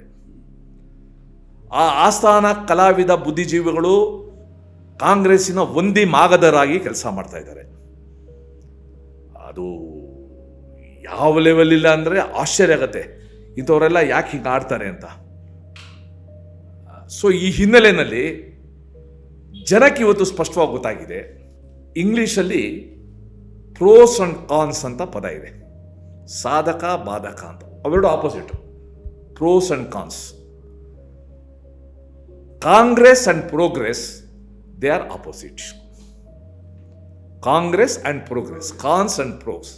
ಸೊ ಈ ದೇಶದ ಪ್ರಗತಿಗೆ, ಸಂವಿಧಾನದ ರಕ್ಷಣೆಗೆ ಯಾವುದಕ್ಕೂ ಗಮನ ಕೊಡದೆ ಕೇವಲ ಒಂದು ಕುಟುಂಬದ ಹಿತ, ಒಂದು ಕುಟುಂಬದ ರಕ್ಷಣೆ, ಕುಟುಂಬದ ಆಡಳಿತದ ಮುಂದುವರಿಕೆ, ಇದು ಇವತ್ತು ಇವರಿಗೆ ಮುಖ್ಯ ಆಗಿದೆ.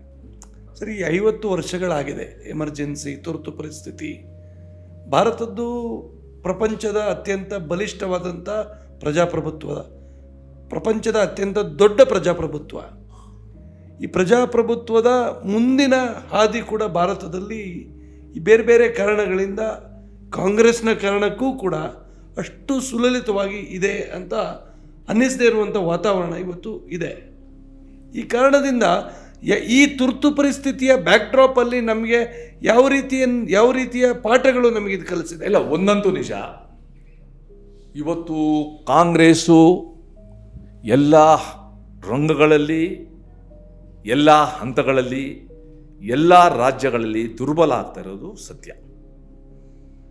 ತಾಜಾ ಉದಾಹರಣೆ ಅಂತಂದರೆ ಆಪರೇಷನ್ ಸಿಂಧೂರ ಆದಮೇಲೆ ಕಾಂಗ್ರೆಸ್ಸು ಯಾವ್ಯಾವ ರೀತಿ ವರ್ತಿಸ್ತು. ಆದರೆ ಮೋದಿಯವರು ಎಲ್ಲ ಪಾರ್ಟಿಯ ಡೆಲಿಗೇಷನ್ ಅಂತ ಮಾಡಿ, ಅದರಲ್ಲಿ ಶಶಿ ತರೂರ್ ಇರ್ಬೋದು, ಮನೀಶ್ ತಿವಾರಿ ಇರ್ಬೋದು, OIC ಇರ್ಬೋದು, ನಮ್ಮ ತಮಿಳುನಾಡಿನ ಕನಿಮೋಳಿ ಇರ್ಬೋದು, ಇವರೆಲ್ಲರೂ ಸೇರಿಸಿ ಆಚೆ ಕರ್ಕೊಂಡೋಗಿ ಮಾಡಿದ್ರಲ್ಲ, ಇದು ಒಂದು ದೇಶದ ನೇಷನ್ ಫಸ್ಟ್, ದೇಶದ ಹಿತವನ್ನು ಮನಸ್ಸಲ್ಲಿಟ್ಕೊಂಡಿರುವ ಒಂದು ಪಾರ್ಟಿ ಯಾವ ರೀತಿ ವರ್ತಿಸುತ್ತೆ. ಇಲ್ಲೇ ಇದ್ದು ಸದಾ ಭಾರತವನ್ನು ಟೀಕಿಸಿ, ಭಾರತವನ್ನು ವ್ಯಂಗ್ಯ ಮಾಡಿ, ಭಾರತಕ್ಕಿಂತ ಚೀನಾ ಬಲಿಷ್ಠ, ಭಾರತಕ್ಕಿಂತ ಅದು ಬಲಿಷ್ಠ ಅಂತ ಹೇಳ್ಕೊಂಡ ಪಾರ್ಟಿ ಯಾವುದು, ಇದು ಜನಕ್ಕೆ ಕ್ಲೀನಾಗಿ ಗೊತ್ತಾಗಿದೆ. ಇದ್ರ ಜೊತೆಗೆ ಕಾಂಗ್ರೆಸ್ಗೆ ತುಂಬ ಬೆಂಬಲ ಕೊಡ್ತಾ ಇದ್ದಿದ್ದು ವಾಮವಾದಿಗಳು ಅಂತ ಕರ್ಕೊಳ್ತಾ ಇದ್ದ ಬುದ್ಧಿಜೀವಿಗಳು. ಇವತ್ತು ಅರ್ಬನ್ ನಕ್ಸಲ್ಸ್ ಅಂತ ಹೇಳ್ತೀವಿ ಅವರು ಕೂಡ ಇವತ್ತು ಹತಾಶೆಯ ಅಂಚಿಗೆ ಇವತ್ತು ಮುಟ್ಟಿದ್ದಾರೆ. ನಾವೇನು ಮಾಡಿದ್ರು ಆಗ್ತಾ ಇಲ್ಲ ಅಂತ. JNU ಅನ್ನೋ ಕಡೆನೇ ಇವತ್ತು ABVP ಪ್ರವೇಶ ಮಾಡಿದೆ. JNUನಲ್ಲಿ ಮುಂಚೆ ಈ ಕನ್ನಯ್ಯಕುಮಾರು ಇವರೆಲ್ಲ ಇದ್ದ ವಾತಾವರಣ ಇವತ್ತು ಇಲ್ಲ. ಸೊ ನನಗನ್ಸುತ್ತೆ ಒಂದು ಬಲವಾದ ಒಂದು ಧ್ವನಿ ಈ ರೀತಿ ಹುನ್ನಾರಗಳಿಗೆ ಅವಕಾಶ ಕೊಡೋಕ್ಕಾಗದೇ ಇರೋಷ್ಟು ಇವತ್ತು ಬೆಳೆದಿದೆ. ಎಲ್ಲ ರಂಗಗಳಲ್ಲಿ ಕೂಡ ಇದು ಪ್ರಬಲ ಆಗ್ತಾ ಇದೆ. ಸೊ ಈ ತುರ್ತು ಪರಿಸ್ಥಿತಿಯಿಂದ ನಾವು ಯಾವ ರೀತಿಯ ಪಾಠಗಳನ್ನು ಕಲ್ತಿರ್ಬೇಕು? ಒಂದಂತೂ ನಿಜ, ತುರ್ತು ಪರಿಸ್ಥಿತಿ ಬಂದಾಗ ಎಕ್ಸೆಪ್ಟ್ 1974 ಗುಜರಾತ್ ಎಲೆಕ್ಷನ್ ಆದಮೇಲೆ ಬಿಟ್ಟರೆ ಮುಂಚೆ ಈ ದೇಶದಲ್ಲಿ ವಿರೋಧ ಪಕ್ಷಗಳು ಅಷ್ಟು ಸ್ಟ್ರಾಂಗ್ ಇರಲಿಲ್ಲ. ವಿರೋಧ ಪಕ್ಷಗಳ ನಡುವೆ ಒಂದು ಹೊಂದಾಣಿಕೆ ಇರಲಿಲ್ಲ, ಒಂದಂಶದ ಕಾರ್ಯಕ್ರಮ ಇರಲಿಲ್ಲ. 71 ಒಂದು ಟ್ರೈ ಮಾಡಿದ್ವು, ಇಂದಿರಾ ಗಾಂಧಿ ಹಠಾವು ಅಂತ ಒಂದು ಮಹಾಮೈತ್ರಿ ಕೂಟ ಮಾಡಿದ್ವು. ಆದರೆ ಇವತ್ತು ಓವೈಸಿ ಅಂತವ್ರಿಗೂ ಕೂಡ ಒಂದೇನೋ ಒಂದು ಈ ಥರದ ಪ್ರಶ್ನೆ ಬಂದಾಗ ನಾನು ರಾಷ್ಟ್ರದ ಪರ ನಿಂತ್ಕೋಬೇಕು ಅಂತ ಅನ್ಸಷ್ಟಾಗಿದೆ. Not that he is for entirely we can agree with him, that is different. ಎರಡನೇದು, ಜನನ ನಾವು ಸದಾ ಜಾಗೃತಿಯಾಗಿ ಇಡಬೇಕು. ಯಾವುದನ್ನು ಕೂಡ ಟೇಕನ್ ಫಾರ್ ಗ್ರಾಂಟೆಡ್ ಆಗಬಾರ್ದು. ಮೂರನೇದು, ಇವತ್ತೇನು ಸಂವಿಧಾನದ ಬಗ್ಗೆ ನಾವು ಜಾಗೃತಿ ಉಂಟು ಮಾಡ್ತಾ ಇದ್ದೀವಿ, ಅದು ಇನ್ನೂ ತಳಮಟ್ಟಕ್ಕೆ ಹೋಗಿ ನೋಡಿ, ನಮ್ಮ ರಾಜ್ಯದಲ್ಲಿ ಒಬ್ಬರು ಉಚ್ಚ ನ್ಯಾಯಾಲಯದ ನ್ಯಾಯಮೂರ್ತಿಗಳಿದ್ರು, ನಾಗಮೋಹನ್ ದಾಸ್ ಅಂತ. ಈ ಸರ್ಕಾರಕ್ಕೆ ಬಹಳ ಹತ್ತಿರ ಇರುವ ನ್ಯಾಯಮೂರ್ತಿಗಳು ಆಗಿದ್ದಾರೆ. ಇವತ್ತು ಯಾವುದೇ ಆಯೋಗಕ್ಕೂ ಕೂಡ ಅವರ ಹೆಸರೇ ಬರ್ತದೆ. ಅವರೊಂದು ಸಂವಿಧಾನ ಓದು ಸಂವಿಧಾನ ಅಂತ ಒಂದು ಪುಸ್ತಕ ಬರೆದಿದ್ದಾರೆ. ಆ ಪುಸ್ತಕ ನೋಡಿದ್ರೆ ನನಗೆ ಆಶ್ಚರ್ಯ ಆಯಿತು. He is my close friend. ನಾನು ಮತ್ತು ನಾಗಮೋಹನ್ ದಾಸ್ ಒಂದೇ ಲಾಯರ್ ಆಫೀಸರ್ ಕೆಲಸ ಮಾಡಿದವರು. He is my senior. In fact ನಾನು ಕಾರ್ಪೊರೇಷನ್ ನಿಲ್ಲಬೇಕು ಬೇಡವೋ ಅಂತ ಬಂದಾಗ he advised me to contest. He is a CPM leaning person. ಅವರು ಆ ಸಂವಿಧಾನ ಓದುನಲ್ಲಿ ಸಂವಿಧಾನದ ಬಗ್ಗೆ ಎಲ್ಲ ಬರ್ತಾ ಸಂವಿಧಾನದ ಒಟ್ಟು ಪಯಣದಲ್ಲಿ ಕರಾಳ ಅಧ್ಯಾಯ ಅಂದರೆ ತುರ್ತು ಪರಿಸ್ಥಿತಿ, ಅದ್ರ ಬಗ್ಗೆ ಉಲ್ಲೇಖನೂ ಮಾಡಿಲ್ವಲ್ಲ. ಇದು ತೋರಿಸುತ್ತೆ ಹೌ ಸೆಲೆಕ್ಟಿವ್ ದೇ ಆರ್. ತಮಗೆ ಬೇಕಾಗಿದ್ದು ಮಾತ್ರ ಯಾವ ರೀತಿ ಪ್ರೊಜೆಕ್ಟ್ ಮಾಡ್ತಾರೆ. ಒಂದು ರೀತಿ ಅದು ಕಾಂಗ್ರೆಸ್ ಪರ ಮತ್ತು ಮೋದಿ ವಿರೋಧ ಅನ್ನೋ ರೀತಿನೆಲ್ಲ ನಾನು ಪುಸ್ತಕ ಓದಿ ಆಶ್ಚರ್ಯ ಆಯಿತು. ನಮ್ಮ MP ಶ್ರೀನಿವಾಸ್ ಪ್ರಸಾದ್ ಅವರು ಅದನ್ನು ಉಚಿತವಾಗಿ ಹಂಚಬೇಕು ಅಂತ ಇದ್ರು ಎಲ್ಲ ಕಾಲೇಜ್ ಸ್ಟೂಡೆಂಟ್ಸ್ಗೆ ತಮ್ಮ MP ಗ್ರಾಂಟಲ್ಲಿ. ನನಗೆ ಹೇಳಿದ್ರು, ಸರಿ ಹೆಂಗೆ ಸರ್ ಅಂತ. ಇಲ್ಲ ಸುರೇಶ್, ನೀವು ಬನ್ನಿ, ಬೇಕಾಗಿರೋದು ಮಾತಾಡಿದ್ರು. ಅವತ್ತು ನಾನು ಮಾತಾಡಿದ್ದೆ. ನಾನು ಸಂವಿಧಾನನ ಯಾವ ರೀತಿ ದುರುಪಯೋಗ ಪಡ್ಕೊಂಡಿದ್ದಾರೆ, ಈ ಪುಸ್ತಕದಲ್ಲಿ ಏನಿದೆ ಅಂತ. ಆ ಹಾಲಲ್ಲಿ ಇದ್ದವರೆಲ್ಲರೂ ಕೂಡ ಅವರ ಅಭಿಮಾನಿಗಳು. ಅದ್ರ ಮಧ್ಯ ನಾನು ನಿಂತ್ಕೊಂಡು ಮಾತಾಡಿದ್ದಿದೆಯಲ್ಲ, ನನಗೆ ಇವತ್ತು ಆಶ್ಚರ್ಯ ಆಗುತ್ತೆ. ಸೊ ಈ ರೀತಿ ಆ ಶಕ್ತಿ ಅನ್ನೋದೇನಿದೆ, ಸಂವಿಧಾನನ ದುರುಪಯೋಗ ಮಾಡ್ಕೊಬೇಕು, ಯಾರ್ಯಾರನ್ನೋ ಸಂವಿಧಾನ ವಿರೋಧಿ ಅಂತ ಬ್ರ್ಯಾಂಡ್ ಮಾಡಬೇಕು, ಆ ಶಕ್ತಿಗಳ ಧ್ವನಿ ಇವತ್ತು ಕುಂದುತ್ತಾ ಇದೆ. ಸಂವಿಧಾನ ಪರವಾದ ಮತ್ತೆ ನಾವು ಹೇಳ್ತೀವಲ್ಲ, nation first, party next, individual last ಅಂತ. ಕಾಂಗ್ರೆಸ್ ಅವರು ಅದನ್ನು ಆಪೋಸಿಟ್ ಮಾಡಿದ್ದಾರೆ. Family first, party next, nation last ಅಂತ.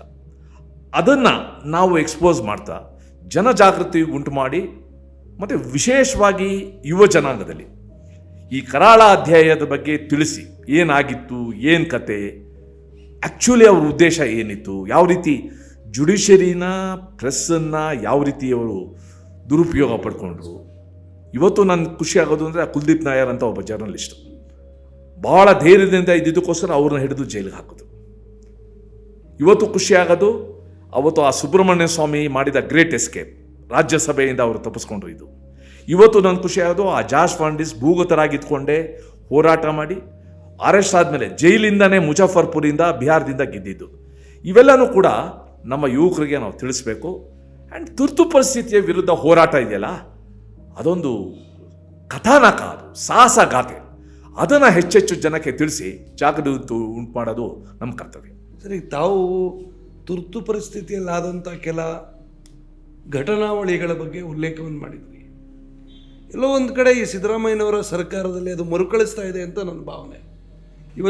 ಅವತ್ತು ಪತ್ರಿಕೆ ಇರ್ಬೋದು, ಮಾಧ್ಯಮದ ಮೇಲೆ ಸ್ವಾತಂತ್ರ್ಯ ಇರಲಿಲ್ಲ. ಇವತ್ತು ಸಾಮಾಜಿಕ ಮಾಧ್ಯಮದವರ ಮೇಲೆ ಸ್ವಾತಂತ್ರ್ಯ ಇಲ್ಲದಾಗಿದೆ. ಪ್ರತಿನಿತ್ಯ ಇವತ್ತು ನಾವು ನ್ಯೂಸಲ್ಲಿ ಬೇರೆ ಬೇರೆ ಮಾಧ್ಯಮದಲ್ಲಿ ನೋಡ್ತೇವೆ, ಅವರ ಸರ್ಕಾರದ ವಿರುದ್ಧ ಮಾತಾಡಿದರೆ ಅವರನ್ನು ಬಂಧನ ಮಾಡುವಂಥ ಪ್ರಕ್ರಿಯೆಗಳು.